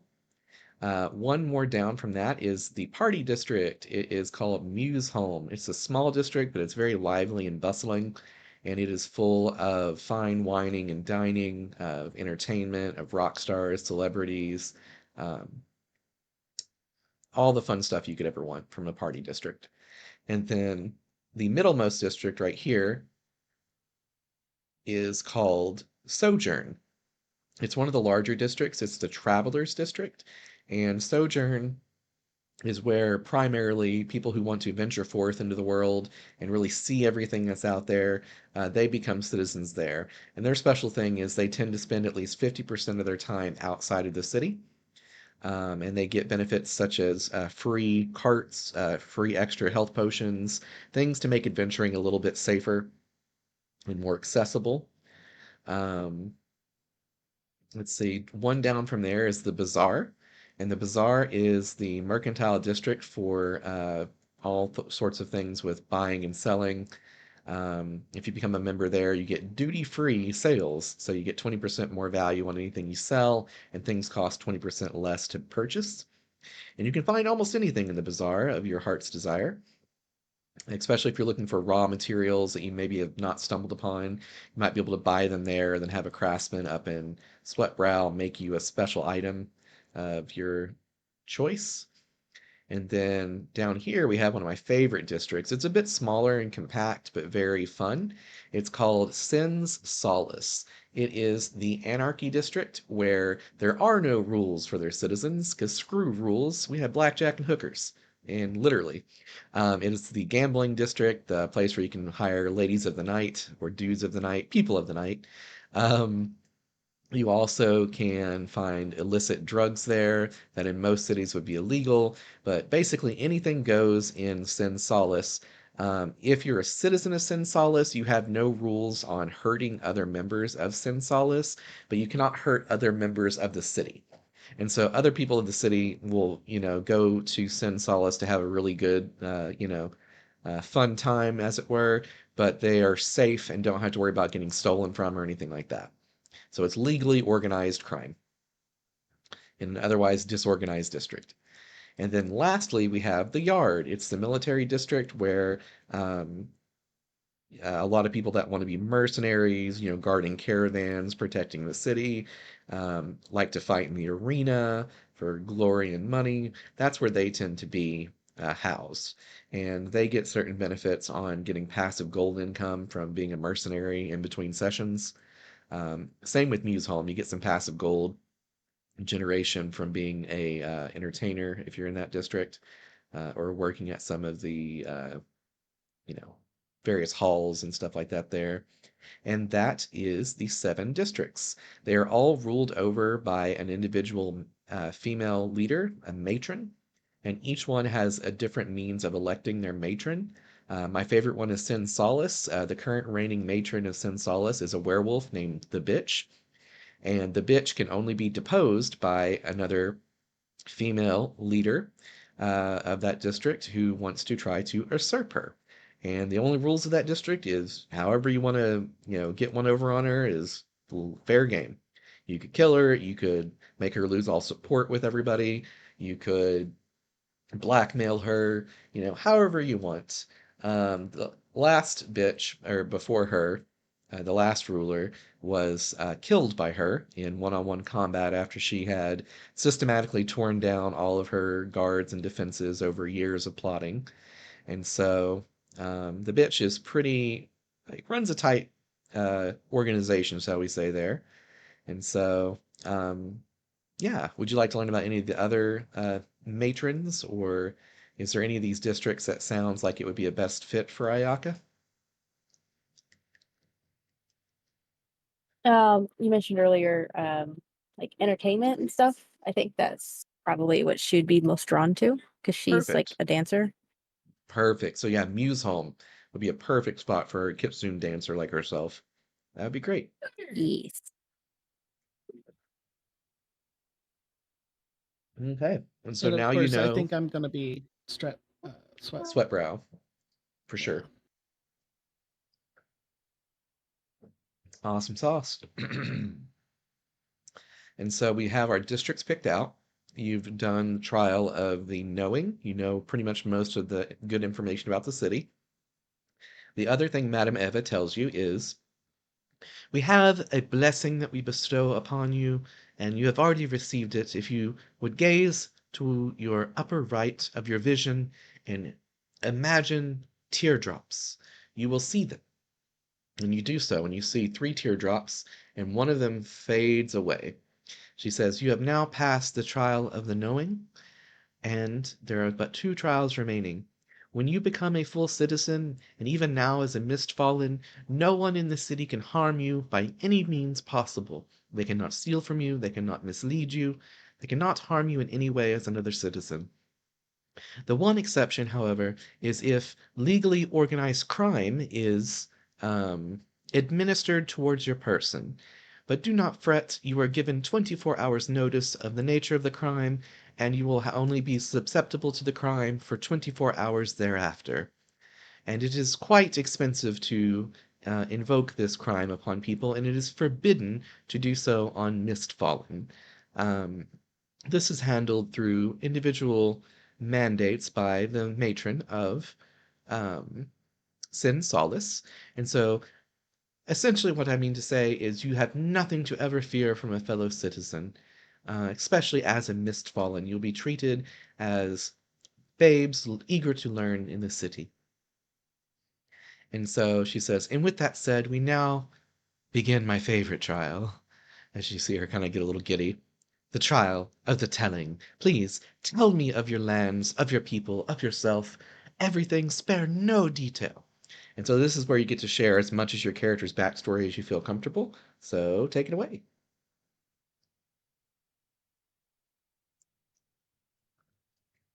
I I feel like I need a minute to prepare that. Totally. I know Okay. I like to blindside people with it. So Blunt, we'll go with you first. Okay. Since this is a sorry meeting, pretty uh established character, I sort of have a background. He's sort of a very erratic character where he doesn't. He's sort of like the Dwight of the dwarves. Like he's a little too serious, a little too intense. Too intense for other dwarves. That's pretty intense. Right. And he became pretty strongly religious of uh, what he calls the All Father, which is basically the top of the dwarven pantheon. Uh, and he his tribe or his clan, I guess you could say, were a little more peaceful than he wanted to be. So they devised a sort of fake ritual to sort of kick him out of the clan. I love it. So for their own safety, mostly to go forth and prosper and make our tribe proud. I love it. Here's a quest to become the Avatar. Go become the Avatar. Bye.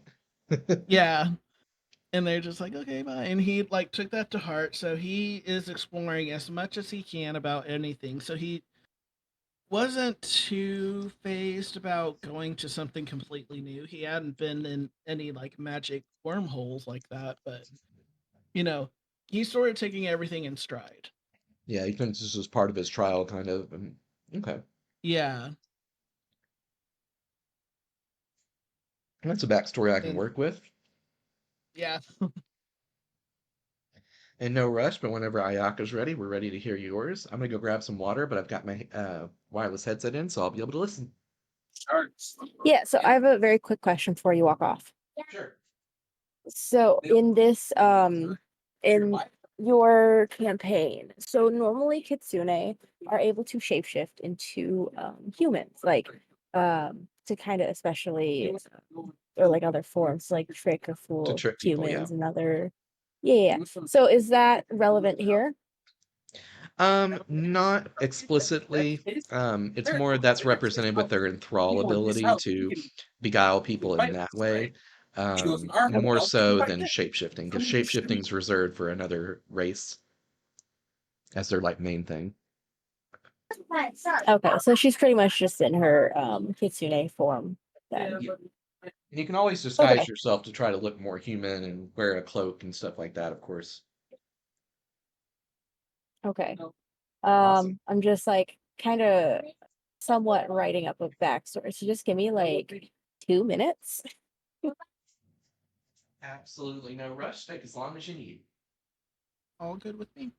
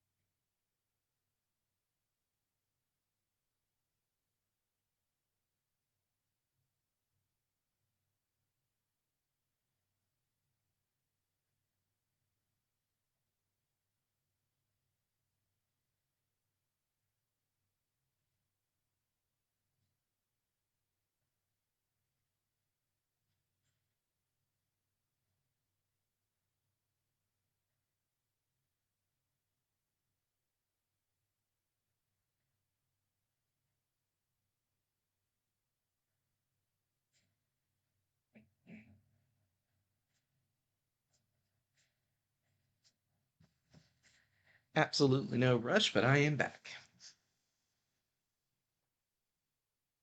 All right. I don't really have much of like backstory, but it's kind of like it's knowledgeable and it's short.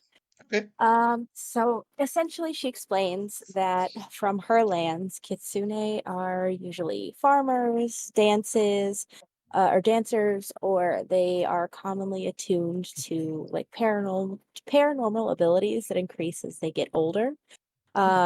It's not that much that they would travel, but those who do usually go for knowledge. And Ayaka is one of the few who's decided to go traveling for knowledge, and she also wants to pass on traditional dances of her clan.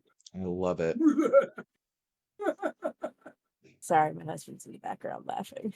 I was gonna say, tell your husband he has a goofy belly laugh, and I love it. Yeah, he every time I stream, he always is in the background making noises and stuff, and people love it. That's great. All right. So, awesome backstory. I love it, and there's a lot to work with there. That'll be really cool. I imagine a shaman doing like spiritual dances just like completely fits in with the theme so well. Yes, and that's exactly what I was thinking too, as to why she's a shaman and having the dances and stuff. I definitely think she could like include like tiny like dances into like her spell casting Chance. and stuff like that. Yeah, for sure. I love it. Okay. That is really cool. It kind of reminds me of like the Shinto dances and stuff that they do on a lot of anime where they're, praying to the spirits of a temple shrine, stuff like that. That's really cool. Okay. And so we are ready to continue. And so Madame Eva is just enthralled by your backstories, and she's like, more, more, more. And then she finally realizes she's like being a nuisance, and she's like, oh, do forgive me. I do get carried away. I just love learning so much about people and places. She throws her quill up in the air. It has rainbow plumage of a bird of paradise. It disappears. Throws her book up in the air. It disappears. And she says, now, I know you have had a long journey, but hopefully after the room of refreshment, or the room of rest, you are prepared and able-bodied and recuperated for the potential trial of the showing. You may, you know, excuse me, you may conduct this trial now or at a later time, whatever your preference may be. There are other Mistfallen that will be taking the trial as well. Um, and so you may find allies or adversaries depending on where you land. Is this a trial you would like to begin soon, or is this a trial you would like to wait for? I'd prefer sooner rather than later. Okay. And then she clicks her fingers, a portal appears, and she says, right this way. It is prepared for you. I go through the portal. All right. I'm gonna have to clean up the field of battle real quick because it's a little hectic. Let's see here. Who do I want to throw out?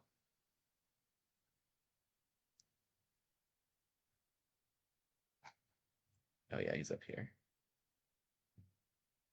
Bringing back a classic.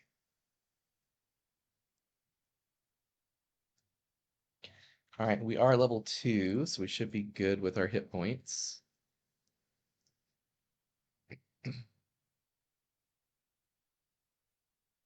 Get everything configured.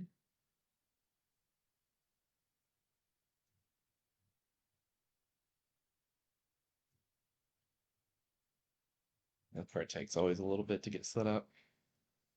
Yeah, so you're brought to the yard, the war district, in the grand arena of the scrap.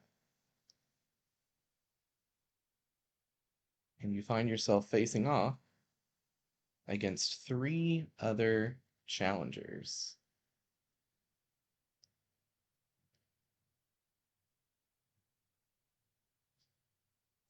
Put his health on here. Destiny still has her half health. Yeah, I'm fixing that. It takes a while to get everything done. Okay.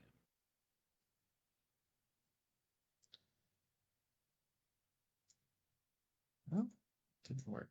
Why did that not? Oh, probably because it doesn't have any. Ah. All right, so he would be 4.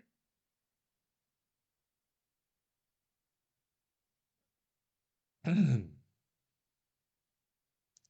after this, you guys will level up to level 3. Which we haven't played at level 3 yet, so it'll be fun to see if it's a little more balanced. Yeah.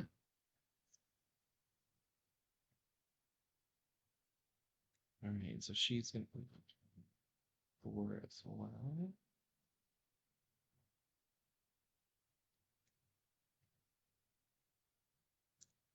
You're bleeding. So last time it was really funny. We had a rogue that threw a shrapnel grenade and like caused the bleeding condition, the hemorrhage condition on like, I swear, like 6 targets. And so every time that target moves while bleeding, they take 3 damage. So I was having to do so much math. It sucked. So there was like so many bleeding things. All right. Let me put Ayaka out here. All right. Let me fix your health and stuff.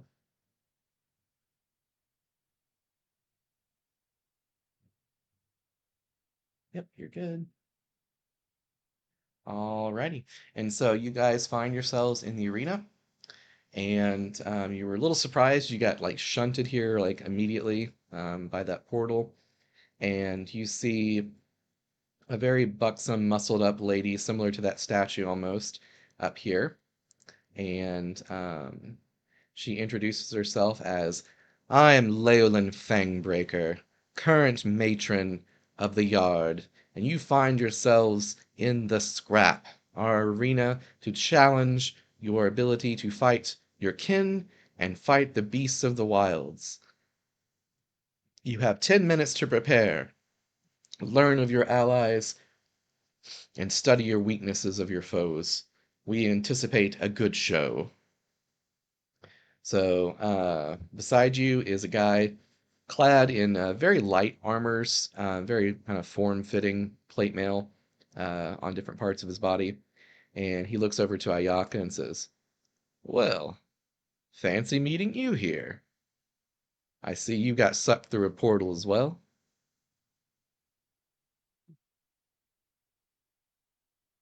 I absolutely love this. Hi, Umbral. How are you doing? Because I think she's still kind of like enthralled by his looks, in my opinion, at least. That's So, funny. so she's kind of like, He's good eye oh, candy. Umbral. Yeah, he is. So she's like, I wasn't expecting you here. Okay, are we doing this like, are we allies or enemies in this arena? Well, seeing as we're on the same side, literally, I do believe we are allies, thankfully. I've seen some of the work Okay. you can do, and I would not want to face against you. Thank you. I don't want to face against you either. So, let's talk strategy here. We can blow them up first, or, just saying, not wanting to be a little bit of a showboater, but, well, hell, let's be honest, I am a showboater. We could buff up the boat, as it were.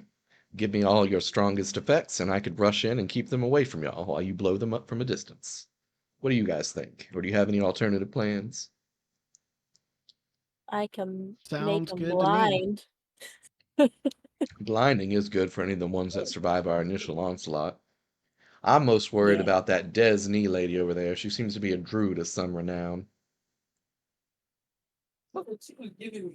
She's definitely probably a spellcaster, but we don't know what kind of spellcaster, if she helps her allies or if she um what's the word I'm looking for here? Either she helps her allies or if she like just does attacking and stuff. And I mean, I can kind of do a little of both. But that would definitely be something I don't want to fuck with in the first place. So we should definitely Agreed. go for her first. Agreed. She seems to be wielding a staff, and that usually means a spellcaster that prefers a bit of the offensive versions. And Umbral looks to Blunt, Blunt looks to Umbral, and that means lightning. And I don't like Yeah. lightning. Yep. And what I could do. That's I'm right, Shaw. looking. Get in me, brother. Sorry. Um, I could do the courage. Then Um, increase health points by 15. I'd appreciate that mighty Or kindly of you. yeah, I think that's all I can do on this character. I'm getting the bard confused as well, since they're both Yeah, sort of they got some buffs on each, assist. yeah. Yeah.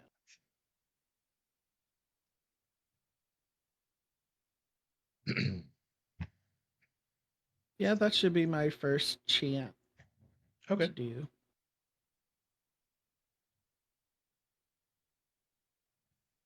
And it lasts for 10 minutes, so you could go ahead and throw it on him now if you wanted. Oh yeah. Yeah, I'll do that. And it's an instant recite. Okay. Well, it's not instant, but it's courage shouldn't be Oh, instant, but okay. it doesn't matter Sorry, because it we're was not in combat, so. yeah. Oh, I gotta I'll do do math. courage. 15 plus 28. It's gonna be 43.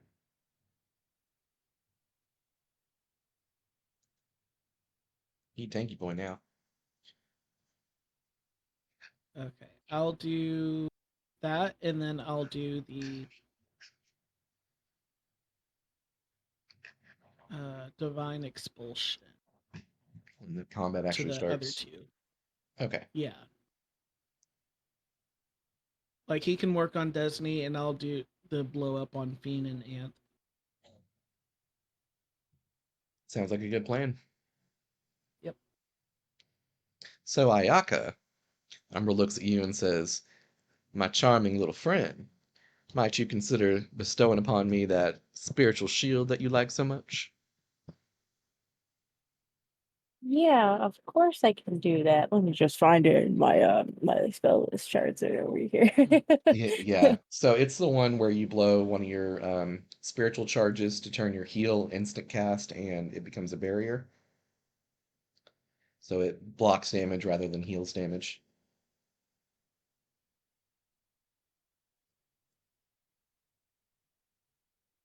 I'm sorry, I'm just trying to find that. It's up in the Uh, first level features.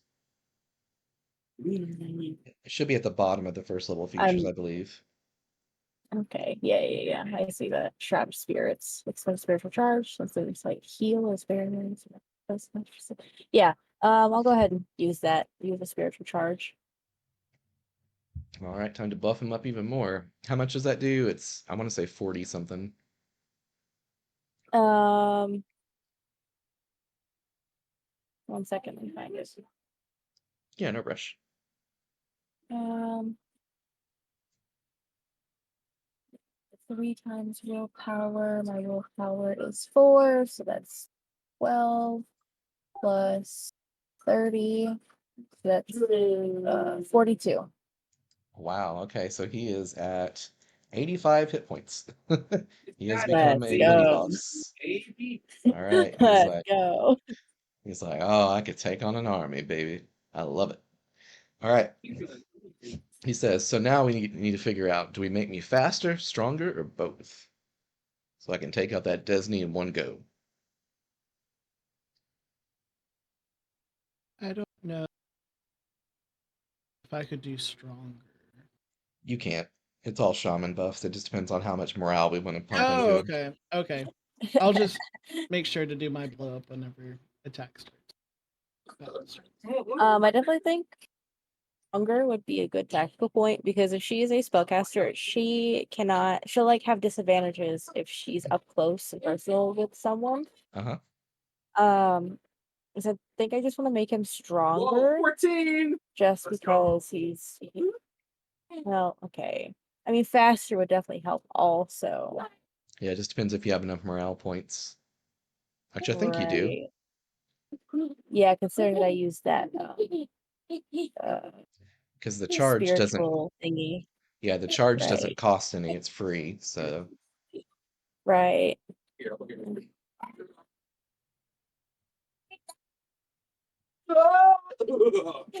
Sorry. that's Okay. funny.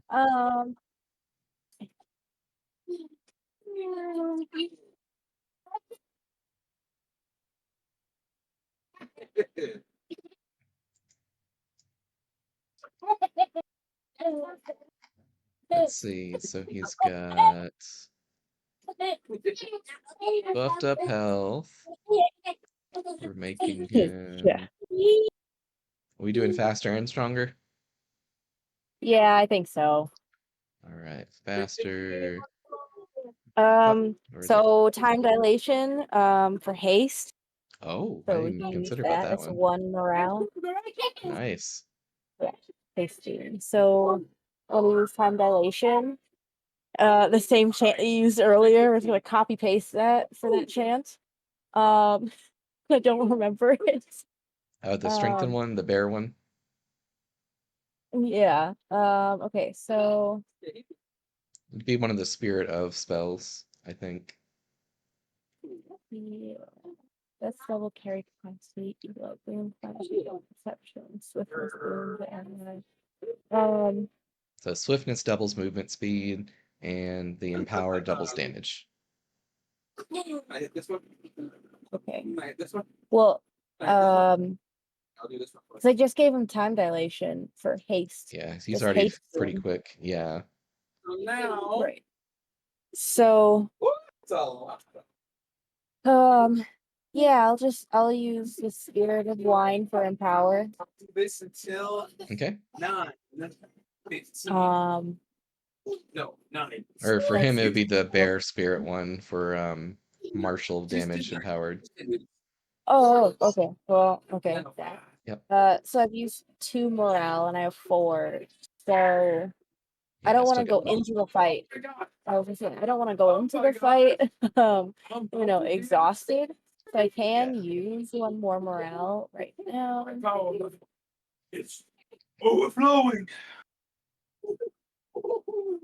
Um, can I prepare a spell to use against Desmond? They say at the beginning that, no casting prior to the uh, bell tolling to start the fight, just to keep things free. Wow, that's loud, sorry. Sorry.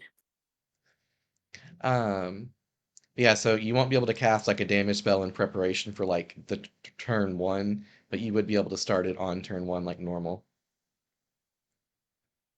And we have 1 minute until the battle begins. Can I use the one morale then for Spirit of Eagle on Umbral? Okay, in case he wants to use some ranged attacks. Yeah. Okay, well, I can dig it. Or Blunt Force also does range attacks, right? Sorry, what? Blunt Force also does ranged attacks. Yeah. Yeah, he does. His would be the swine one for his. That would probably be a really good idea, just to blow him up with the swine, spirit of swine. Okay, then I would like to do that instead then. Okay, that works. So we'll just make sure that you remember that you're buffed up. Doo-doo-doo-doo-doo-doo. And then Okay, I'm just gonna move myself backwards to kind of keep myself like off the distance. okay. So the fight begins, and so let's go ahead and roll our initiatives. Umbral got a decent 7. Oh, Oh, the 2. every time. You're just prepared for the, getting them all at the end. All right, so I lead from Umbral, behind. indeed. Then we need Ayaka. Oh, we did Ayaka, sorry. I saw Umbral rolled twice. I think because you clicked on Umbral. That's probably what Did it I? was. Yeah, Or maybe I still have a. Yep, I can move Umbral. you can. I So yeah, think you you want to still click have. on blunt. Yeah, you still have control over him, so which is fine. But Yeah. okay, so I didn't roll for Oh, them. I'm also under CUNY. And they rolled a 1. God damn it. God damn it, Bobby. And mine is the Divine Oh wait, no, I rolled. Inspiration. I was on Umbral, but I was rolling for the enemies at first. Let me re-roll that. I'll just re-roll Umbral and the enemies because I was getting them mixed up. Okay, let's just re-roll all of it. Just I fucked everything up. That was my bad. So I'll roll Umbral. Rolled pretty much the same. I rolled a 2. And I'll roll Des for the enemies. Ooh, they get to go first. Oh, I didn't roll one. That's great. Okay, everyone else. All right, so we're just doing enemies first, and then everyone else. We'll just keep it simple since we can do a team up round. All right. So, with that said, Desney begins to chant something, and you see her cackle a little bit. She's like, "Oh, this is gonna be good."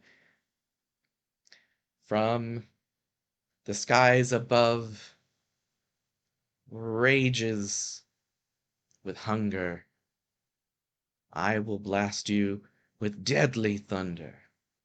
That's what she starts to chant. Fiend immediately rushes up over here, does the hide action with a perfect score, comes out the side unexpectedly, and goes to hit blunt force with an accurate shot, which will hit once all those bonuses are added up, and you will take 11 points of damage. He then goes back again and does another hide, and that's where he ends his turn. Anth rushes full balls forwards. 6 and dashes. 1, 2, 3, 4, 5, 6. and starts chucking a bunch of axes at Blunt.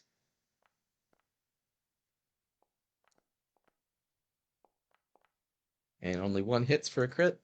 So the first hit earlier was for 11 points of damage. That brings you down to 13. And this one is a 5 plus 3 is 8. So that one actually does drop you to Death's Door, as they are focusing down the cleric hard. Okay, and he then goes to throw axes at Umbral.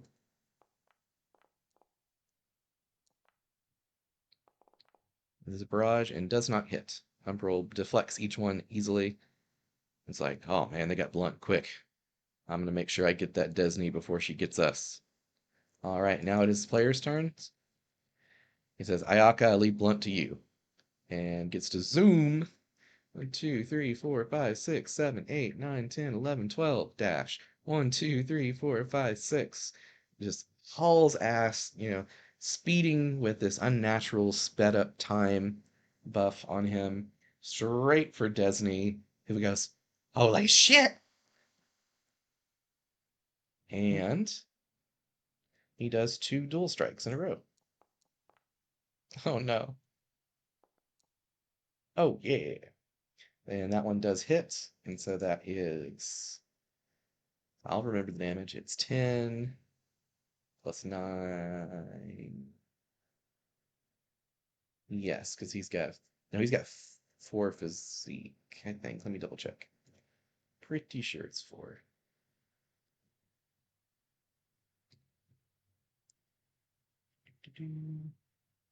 It's 4 physique, it's 5 endurance. That's what it was. Okay.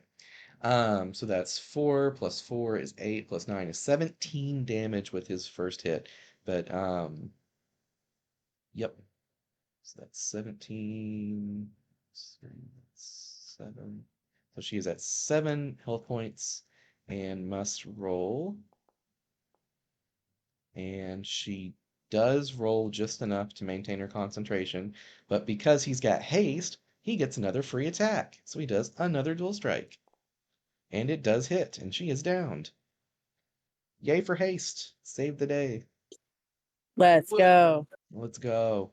And then he spends the rest of his movement to rush over to Fiend, who's very visible to him, and ends his turn there. And so Ayaka, you got Anth in front of you, Umbral's contesting the other guy. You got Blunt there on the ground. So I definitely want to heal Blunt. So I'm Okay. just moving like right behind him. And I'm gonna go ahead and just use. Have I recovered any morale by this point? No, you would not have recovered any morale because it takes 10 minutes of rest.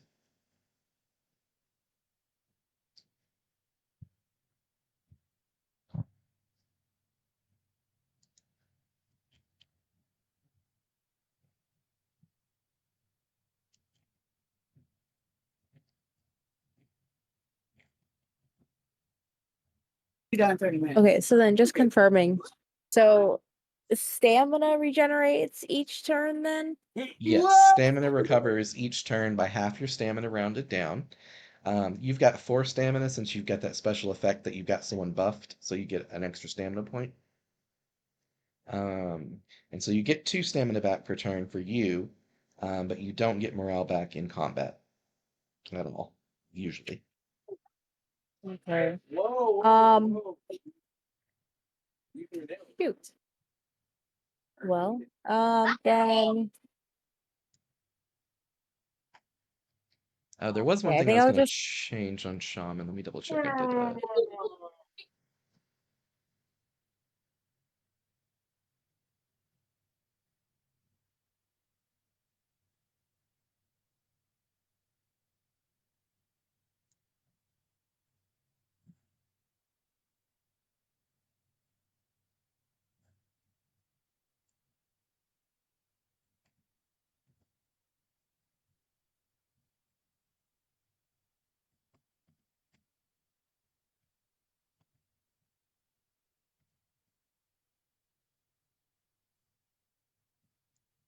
Okay, I went and changed the shaman thing because I've been meaning to do this for a long time. I just forgot to. So when you do your spirit charge to recite heal, it applies 1 health point and the remaining health points as barrier. So it does at least heal them at least 1 health point to get them out of death's door. Okay, and then I think it's unclear on this paper. How many spiritual charges do I have per day? On You have 5 currently. It increases based on your willpower, I believe it is, per day. Let me double check. Yep, equal to willpower amount per day. So you can get more charges by investing in more willpower. Um, and they are a daily resource. And so on the character sheet itself,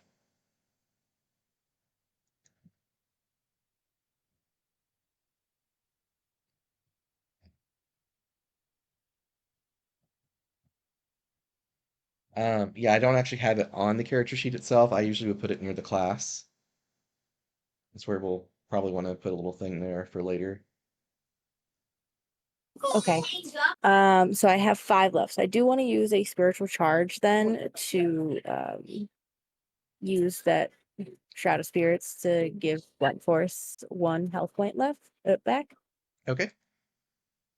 And then it's Um, plus the, what did we say it was earlier? 42? Is that right? yeah, 42.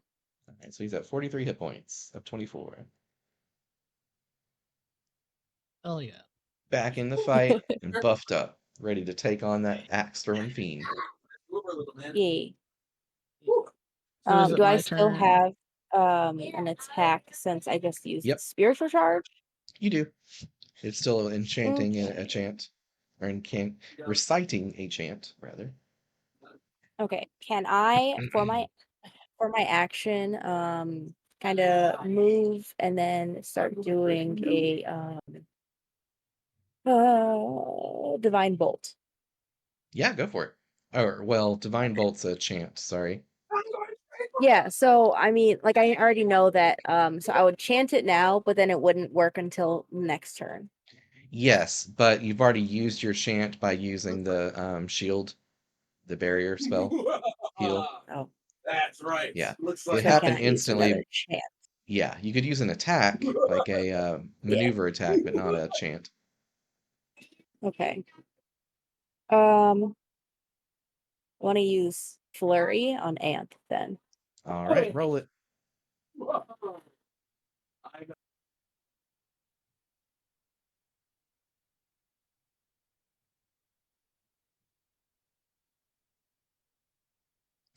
So that's going to be your +4 plus the roll.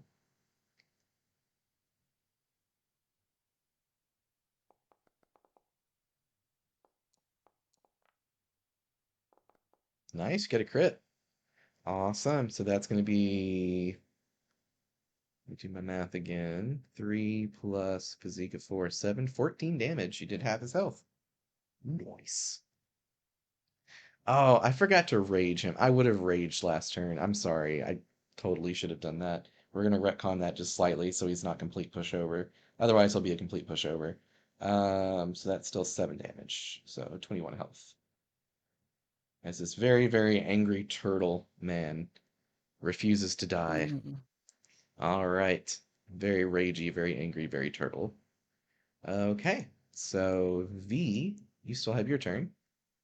Because you've got healed Okay. before the end of your turn. Okay. Is it possible to do a bash and then a precise strike?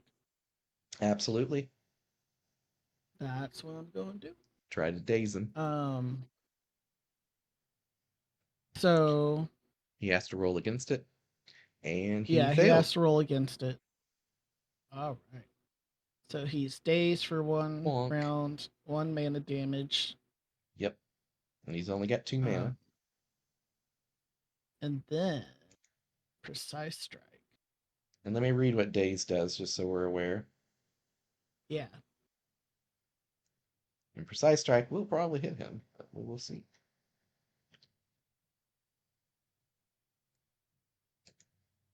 All right, dazed. They have -10 outgoing accuracy, +10 incoming accuracy. So if you wanted to hit him with a heart attack, this is a good time to do it while he's dazed. Oh, And does he have armor? Like, can I do Helm Splitter? you could. I will say though that at -10 accuracy, you're probably going to hit him no matter what. Helm Splitter does a bit more Yeah. damage, but it costs more stamina, so up to you Right. I would be exhausted if I did that. Um, if you did I two of think them. Precise Strike is The call. I yeah. think so. Yep. So 8. Oh, I rolled the Precise Strike Oh, that definitely hits for sure. already. And it's physique +6 So 10 weapon. damage, so 5 to him, so 16. But he halves damage right now. All right. And you want to do another precise strike? I think that would exhaust me No, because because I you, did the helm. No. Oh, okay. Okay. Sorry. Uh, yeah, that didn't do yeah, you did one anything. bash for one stamina, and then one, whatchamacallit, precise strike. Precise Strike.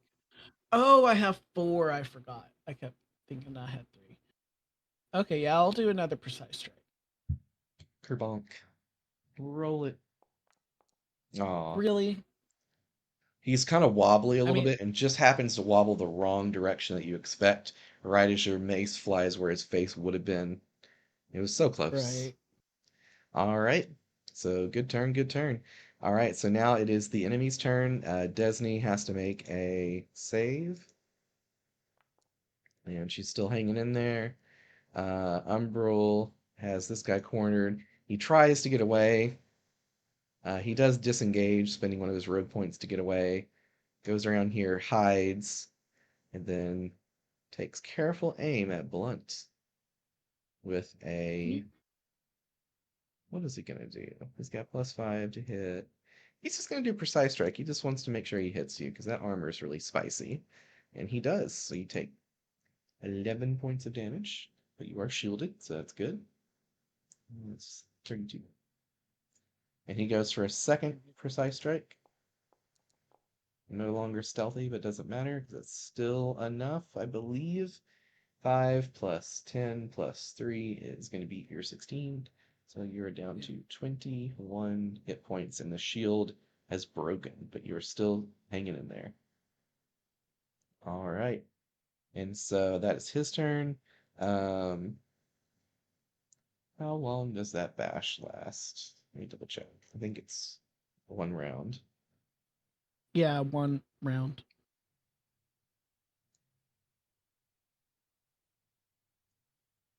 Yeah, 1 round. So he's still going to be dazed. So he's going to have horrible accuracy anyway. So he's just going to flail and roll his 3 attacks with horrible, horrible chances to hit. All right, and he just does it again because he has nothing else he can do. You just see him swinging. You're not even having to block. You're just stepping backwards, and you step Yes. backwards, and you step backwards. You just take like a foot step backwards each time, and he is just confused as hell and unable to do anything to successfully hit this. All right, and that is enemy's turns. And he finally shakes off the bash, Mhm. and everybody's up. So Umbral, basically like, you get back here, you bitch. I hate rogues.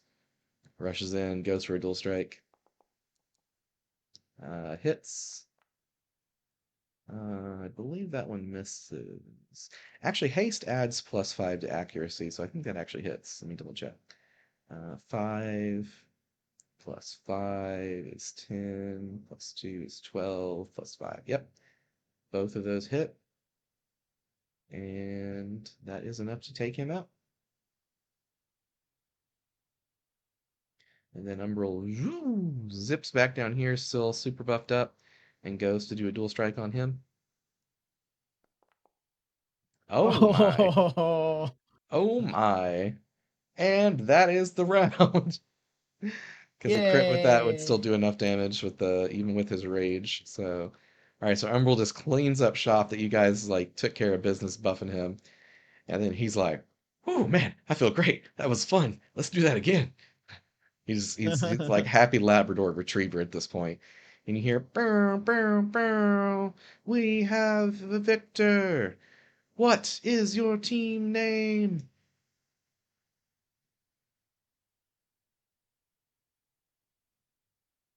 The hard part. I don't have a team name. I love it. I don't know, the country kids? The country kids. Country bumpkins. Yeah, country bumpkins. I was That thinking would be blunt funny. force traumatic. Blunt force trauma. I love that. Blunt force trauma. I love it. All right, so they all come up to you guys afterwards and are chatting.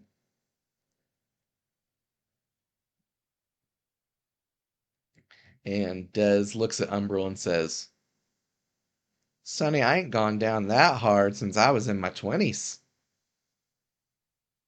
Umbral looks really embarrassed now. Uh-huh. It's like, thank you, ma'am. And she just kind of walks up to him a little bit. He walks away. She walks up. He walks away.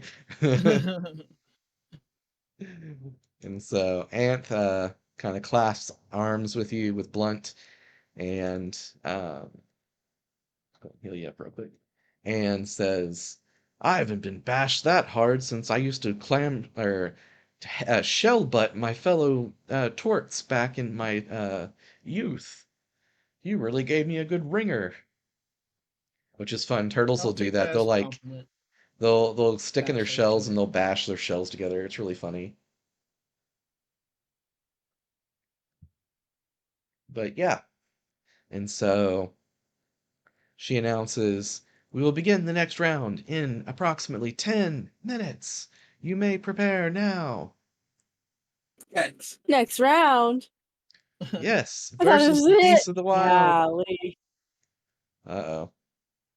Well, I will say you blew them absolutely up and it worked. Bad thing is now we're going to have to fight with a light amount of resources. Oh, right. Well, since it's 10 minutes, Ayaka's gonna have to just do a like short rest of 10 minutes Yep, to regain to one try to morale. regain. Yeah. Yeah, you'll regain one. Okay. I don't know if I'd done any morale. I think all the stuff I did was Stamina based, yeah. Oh no, base, you so I spent should one be morale good. to buff him, but you got it back now. Yeah. So I'm good. Umbral's like, well, that was certainly interesting and fun. I had a blast. I don't know Mhm. about you. I had loads You're like, I got to finally bash someone with my shield. of fun. So I wonder what big beasties are going to throw at us. And Desney says, well, I'm sure we can handle them. Umbral's like, we? She says, yes, we team up for the next one. And so I will be very far back here. Okay. Fiend's like, I agree with this assessment. Oops, sorry. Let me move him over here. Okay, Umbral's like, well, meet to the front.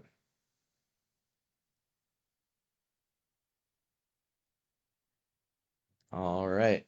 So he looks at Ayaka. He's like, Ayaka, my beautiful friend, my charming, charming friend. Uh, got any more of them? Sniffs a little bit. Buffs. He's quickly becoming an Ah, addict. I love that. Um, He's a buff addict. Yep. do you want to be faster or do you want to hit more?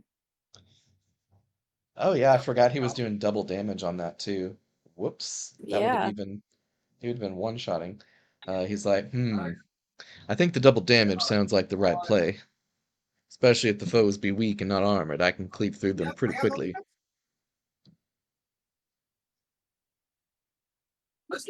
Okay, not a problem. It was for him is what Spirit of Bear, right? Yep. Okay, so I use Spirit of Bear and I use my one morale. Okay. So you have one morale left. Yeah, but I don't want to be Yeah, exhausted. demoralized. Yeah, for sure. Yeah. Okay, perfect. Oh, damn it, I got bugs again in my house. Gross. Oh. It just suicided off the edge of my desk. I'll give it credit, that bug had balls. It went woo! I just saw it leap. Alright. Dun dun dun dun. Dun dun dun dun. He's Oh buffed yeah, I'll up. do courage again. That's Okay. 60 Bloop, bloop, rounds, bloop. so would he still be? It's 10 minutes, so it had already been 10 minutes, it would have fallen Okay, off. yeah. So he was Yeah, at I'll do the courage. 28. So 28 plus 15 is 43, I believe. Yeah. Wait, no. Wait, yeah. Yeah. Okay. He's like, oh, yes. Feel like I could take on a bull.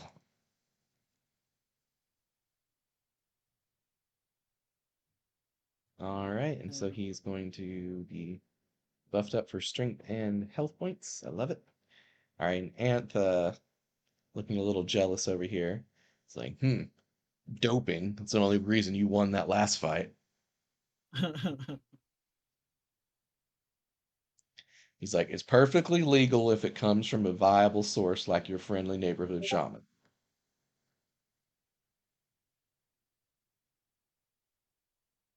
Good gift. I love it. I love it. All right, and so you hear the fight will begin in 10 seconds. Release the Toads of War, the Battle Toads. Toads, ew. Yep, they love to eat you. You love to see it. As a reminder, you do have your daily 2 uses of Enthrall, if that ends up being a useful spell for this encounter.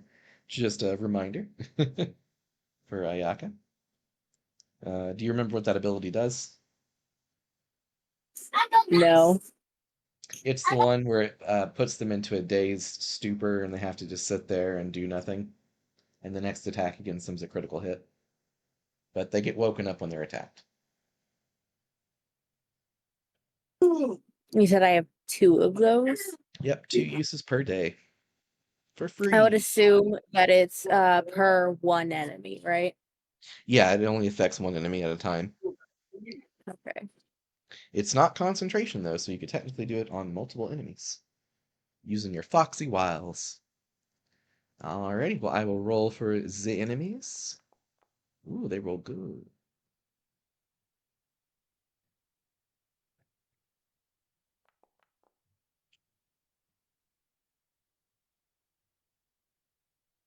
Blunt force rolling good.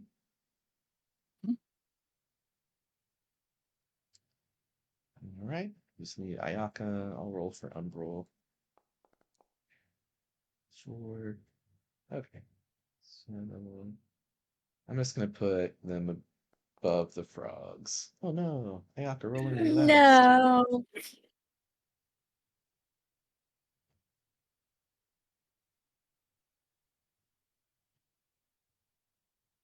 Womp womp. Okay, so everyone except for Ayaka gets to go first. And so Umbral's like, let me at him, let me at him, let me at him. Just rushes forwards. 1, 2, 3, Okay. 4, 5, 6. 1, 2, 3, 4, 5, 6. And assumes a defensive stance. Ready to get him when they get there. Anth follows suit and gets right behind Umbral. Enrages, so he's very angry. And he goes to throw axes at Middle Toad.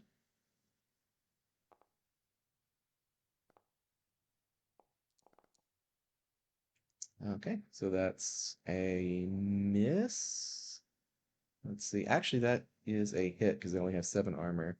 So hit, hit, and a miss. He's raging, so it does more damage. So it's going to be 6 plus physique of 4 is 10 damage plus another 10 damage is 20 damage. He code 1. And he does it again, flinging more axes. And 2 more hits for 20 more damage. Starting off the toad battle right. All right, Blunt and Desney. Desney starts chanting up her lightning storm ability, calling some lightning. I think I'll expend a devotion charge to do harm against none. None have been hit This one's been hurt.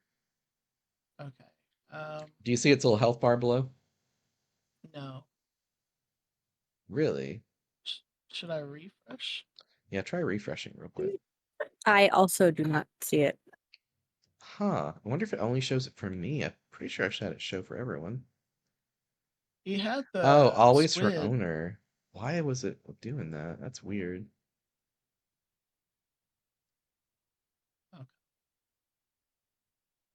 Um. Yeah, I'll do the devotion charge to attack the middle. Okay. You'll have to get a lot closer, though, as a warning. Oh. Yes. How far can I get? How far do I need to be? 1, 2, 3, 4, 5, 6. Blow a stamina charge. 1, 2, 3, 4, 5, 6. If you want to get that close. They're Yeah. probably going to move up, so up to you. Why not? Why not do that? Plenty of reasons Yeah. why not, but we'll see. I'm saying I'm erratic, and sometimes I really want to do some hurt, and then there's times I want to help.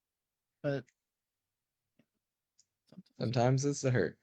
All right, Fiend rushes over here, takes the hide action, and then notices these things are real weak, so he wants to do a headshot on Giant Toad over here. okay, so I already do my heal harm, right? And It's not instant. with the devotion charge, isn't it? I don't think I made it instant yet. Um, Prime healer. Expend devotion charges to cast heal harm, attack spell, and double heal outcomes on Yeah, healer. so it's Okay, not instant. I was Okay. I was mistaking the bard. Yeah, it's all good. Yeah, the Bard one's definitely instant. It's a Okay, kitty. All right, and so Fiend does land the headshot, and so that's going to be 20 damage.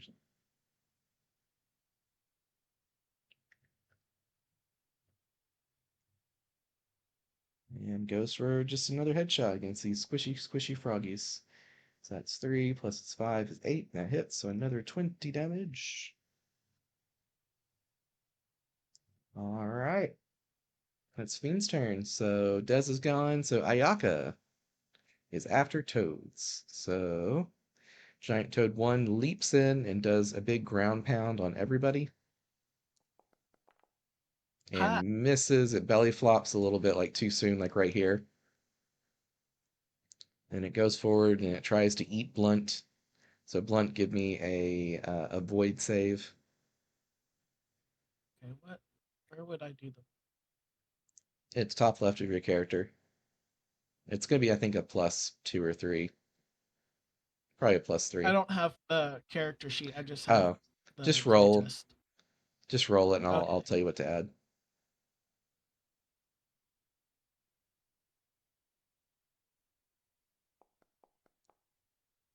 I do not believe that's enough. Unfortunately, you are eaten by Toad.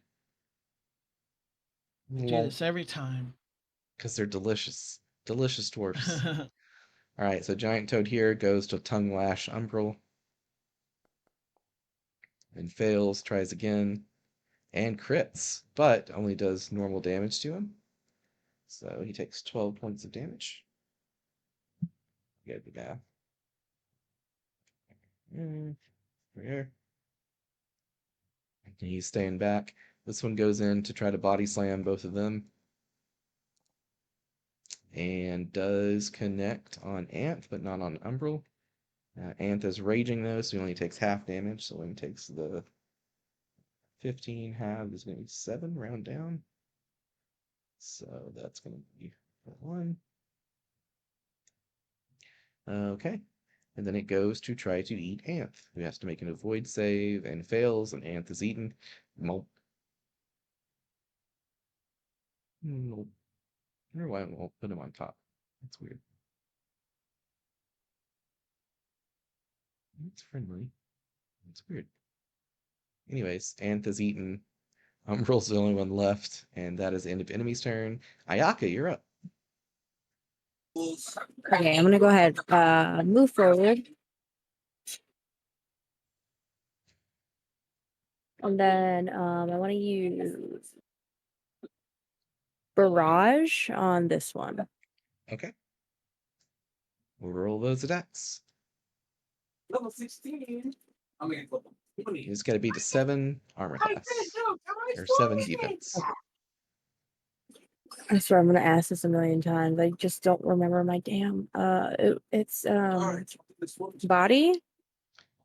Oh, for the What? accuracy, it's going to be a combination. Um For you, it's special because of your spiritual spear ability. It's going to be a total of a +4, and you're getting that from your +2 technique, and then from the body stat, and then you're getting it from your half of your willpower. So it gives you a total of +4, plus your roll. All right, we have 1 hit. okay, so that's just 7 damage then. Yep. Okay. Dang, she took that quick. And unfortunately, I think that's really all I can do. Yeah, unless you want to spend another stamina to do like a leap strike or not leap strike, but the other one where you leap in and throw a spear, leaping shot. Yeah. But then you'd be closer to Toad, so it's up to you. Yeah. I don't really want to be close. Do not blame you. So I think I'm just gonna stay put. Sounds like a good life choice. Alrighty, so now it's top of the round for everybody else. And Desney's chant completes, and she goes to blast the Toad. Let's see, she can do up to 20 feet away.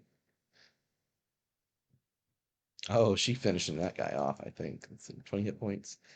Would be a little overkill. She's gonna go for the Toad A. Alright, and absolutely blows him up. Let me read the damage type on it again.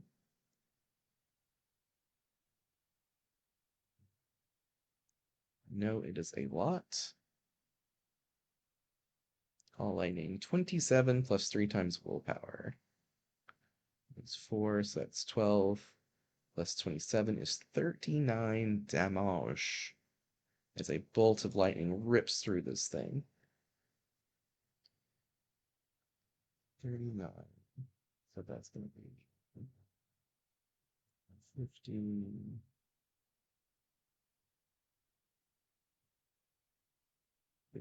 Okay.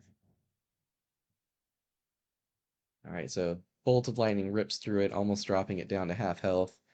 And that is her turn, as she has to use her action every turn to do that. And so, costing 2 morale points. Umbral is ready to just go ham. He's going to do a Blade Storm to strike both of them at once. And that damage is physique plus 9. So gonna roll. Ah, it's a 1. So his first one fails miserably. His second one, however, succeeds and does enough to hit. And so that's physique is 4 plus 9 is 13 times 2 is 26 each. So 26 is that.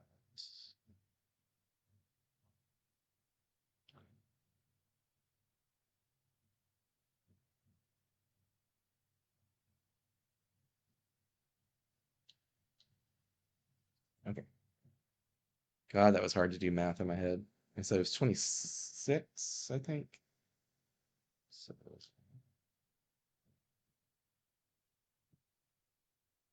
okay. And that is Umbral's turn, unfortunately for him. He does blow a charge, however, to heal himself up. We'll heal body stat plus that, I think it was 8. So that brings him up to 39. Cover some stamina. All right, so this toad took enough damage to have to spit out Ant. Blech.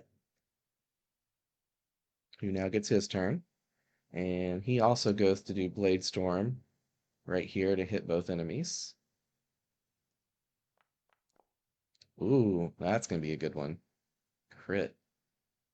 All right, so that's physique plus 9 is 14, so 28 damage to each, which is the exact amount of health that this big froggy over here had that ate him, so he got his vengeance.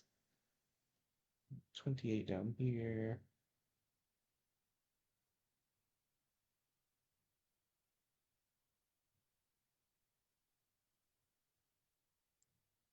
All right, and then he goes to do a flurry of attacks against Giant Toad. Hits, misses, and hits. Just barely. And so he is raging. Gotta remember the damage on this. That should have been more damage for the last one, too. Derp. Alright, so sorry it's taking me so long to do mental math when I'm tired. Do, do, do, do. 14.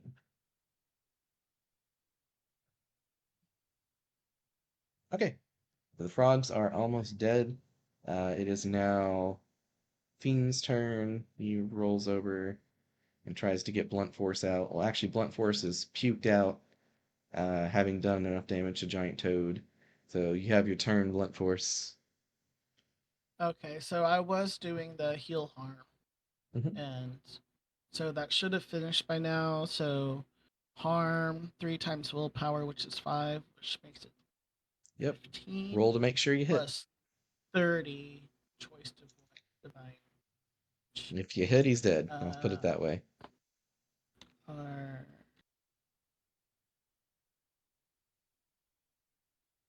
is it plus 10? Yep, plus.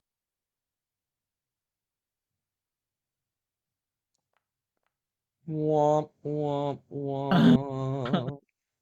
Your luck Okay, I'm today. going to bash him. Like, Okay.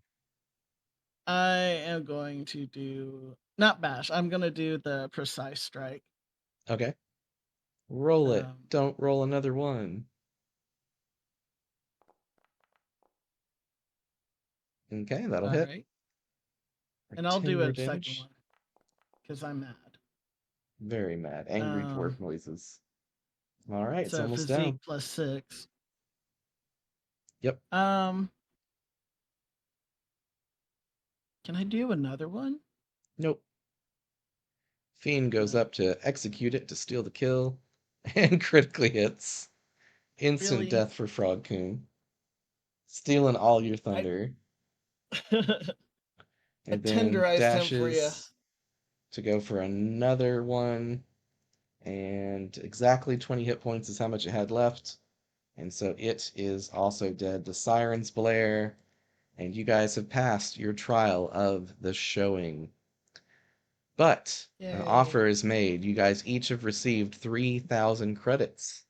So make sure you write that down. You got 3,000 gold worth of credits, which are only usable within the city, but it's also the only place that really sells stuff for the most part.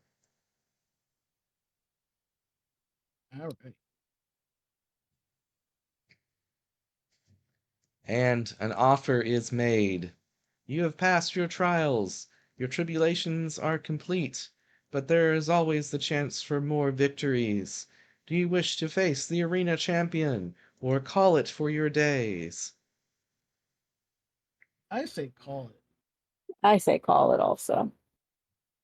I've been eaten twice. I'm good for right now. Knocked unconscious at least once almost, and yep. At least once, yeah. And Ant says, I will take on the victor. Fiend says, I will not, and runs away. Umbral says, yeah, let's see what we got going here. Desney says, it couldn't hurt. And the next thing you know, boom, she drops down, Leolin Fangbreaker herself, and says, I have been the arena's champion for the last 20 years. You would face me. You have 1 minute of preparation. They're like, oh crap. They I drink their health yield. potions. You yield and just go off to the side to watch. Umbral's still technically got his buffed up hit points. And Desney's over here and just gets ready for her stuff. And about a minute later, you see them all unconscious in one round, with Fangbreaker ending in the middle after flurries of attacks. Breathes heavily and says, trivial. I was hoping for more fun entertainment today, but yeah, what can you expect? They don't make Mistfallen like they used to, I say. But yes, you have passed your trials. You are welcome to become citizens of your districts, and we welcome you to Maiden's Fall as full-fledged citizens. So, we've got the places we're going to. Umbral, of course, accepts here as his district, the Yard, and is now like this is his queen. He loves her. She is best bro, Mhm. best Einike. Wants to be like this brother of his, and so like big brother but big sister. Um, and so with that said, we have earned our citizenship. You guys are welcome to go shopping, or if you want to call the game there, we can, since it's getting a little late. Totally fine with whatever you guys prefer. You still got the 3,000 credits plus 1,000 for being new citizens, so that's 4,000. And then you've got the 3 pearls. Yeah. I let's go ahead and wrap it up. I could probably buy stuff later. Okay, that'll work. We can end it there. And so, as always, we have our 3 questions that we always like to ask at the end. Thing you learned, favorite moment that happened for your character, and then last but not leastly, thing you wish was improved. So, Ayaka, take it away. Okay. So I feel like I definitely learned what's the word I'm looking for here? Like I learned more about how the game works as a player and such. Yeah, for sure. It's like I'm learning it like bit by bit every time I play and stuff. Um, I feel like this one was a lot more like, oh, that makes sense. Like with a lot of stuff. Yeah, you had good use Um, of time dilation, for example, and you hadn't used that one before, so. yeah. Um, what was the other 2 questions? Sorry. Thing you wish was improved or done better or that could be improved, and favorite moment that happened. Okay. Um, I feel like earlier I had struggled with like um especially the the modifiers. Uh-huh. Um especially because it was that one that kind of like kept on tripping me up, the barrage like on Mm-hmm. the shaman playtest shaman sheet. It says +0, but then you kept on telling me, oh, but for you it's +4 because of this reason, and I was kind of like Yeah, getting the confused from modifiers. it. Yeah. So I feel like definitely an update to those sheets would definitely help. Mm-hmm. Um, Just putting all the maybe modifiers in like together on the yeah, value. so yeah, so like I guess just kind of like since you said that you might dwindle down how many days a week when it comes to playing and everything, Uh-huh. maybe on your 100 days challenge that you're doing for yourself, instead you can stream and do small updates to each sheet. Okay. Yeah, that's a good idea. I like that. And you could Um, probably just do one like, say one day it's going to be Bard, one day it's going to be this class. Yeah, and just That go yeah, way so you that through can way and it's like, double check. upload the yeah, how yeah, to I Okay. definitely Bard. think, I Yeah, definitely that's a think good that that idea. would help with not only, actually like updating it and making sure everything is like nice and clean, but everyone else who would normally like they can't do a play for that night, but they can come into your stream and kind of like, chat with you and stuff. That you can Yeah. say your thought processes, and sometimes just having the open eyes on who's watching your stream would be able to kind of put in their comments and like save things as you're Okay. streaming it all. Yeah, I've done Um, that a few times and really didn't have too much participation with it, but we have more followers now than I did before, so maybe that would be something some of them might want to watch or just listen to. Okay. Yeah. I like it. All right, and V, what's your feedback? Um, same thing for the same thing as the Yaka for what could be improved, but I liked the gameplay. I need to um I'm learning that, there's we're all a bunch of chanters. I think Bard is chanter too, right? Yeah. And so I get a little mixed up on what I can do and what Gune can do, and uh, Yeah. yeah, I do really like talking about the background that I imagine for Blunt Force because Yeah, that was good. I don't know. I think he's a really fun character, even though he's really plain. But like, no one really thinks of big backstory for a dwarf cleric. But yeah, Yeah, for it's pretty sure. fun. Yeah, and it's I like it. It's a little I think it's cliche-ish, but that doesn't make it bad. right, I like right, leaning into the tropes, so. yeah, And I see we have two and viewers. Do you guys have any questions before we wrap it up here in a bit? Sorry, I didn't mean to interrupt you, V. Keep going. you're good. Um, what else was I gonna say? Did the improvements thing that I like Thing you liked. learned. I think thing I learned is uh, like I said before, buff. I'm really good at buff. Um, I'm learning how to do that a little bit better, Hmm. and I actually really like that in this type of gameplay. I'm always a tank in video games. In most Yeah, MMOs, I'm a tank. And Blunt Force is tank, but yeah, he also is very assist. I like the assist part in your games. yeah. Definitely, he's a supportive tank, or a tanky support would probably be the better way to put it. So, Yeah. yeah, yeah. I always like that too. Awesome. Well, we can go ahead and wrap it up there. Thank you guys again always for playing. This was day 26 of our 100 games in 100 days, which we're probably going to be paring down to just running 100 games. Just playing 100 games is already a pretty enough big endeavor. Trying to squeeze it into 100 Mhm. days, I think, just isn't going to work as well for the players with how available they are. So we're probably just going to call it good that we did it 25 games in 25 days. And I might try to finish it out and do 30 games in 30 days. I think that's probably a good end point. So we can say we did a month-long spree of games. It's probably what I'll try to Yeah. stretch it out to. So since we only got 4 more days for that. So awesome. Well, thank you guys again so much. And thank you guys for watching, our two viewers that are still here. And have a good rest of your evening. Bye bye, everybody. Bye bye.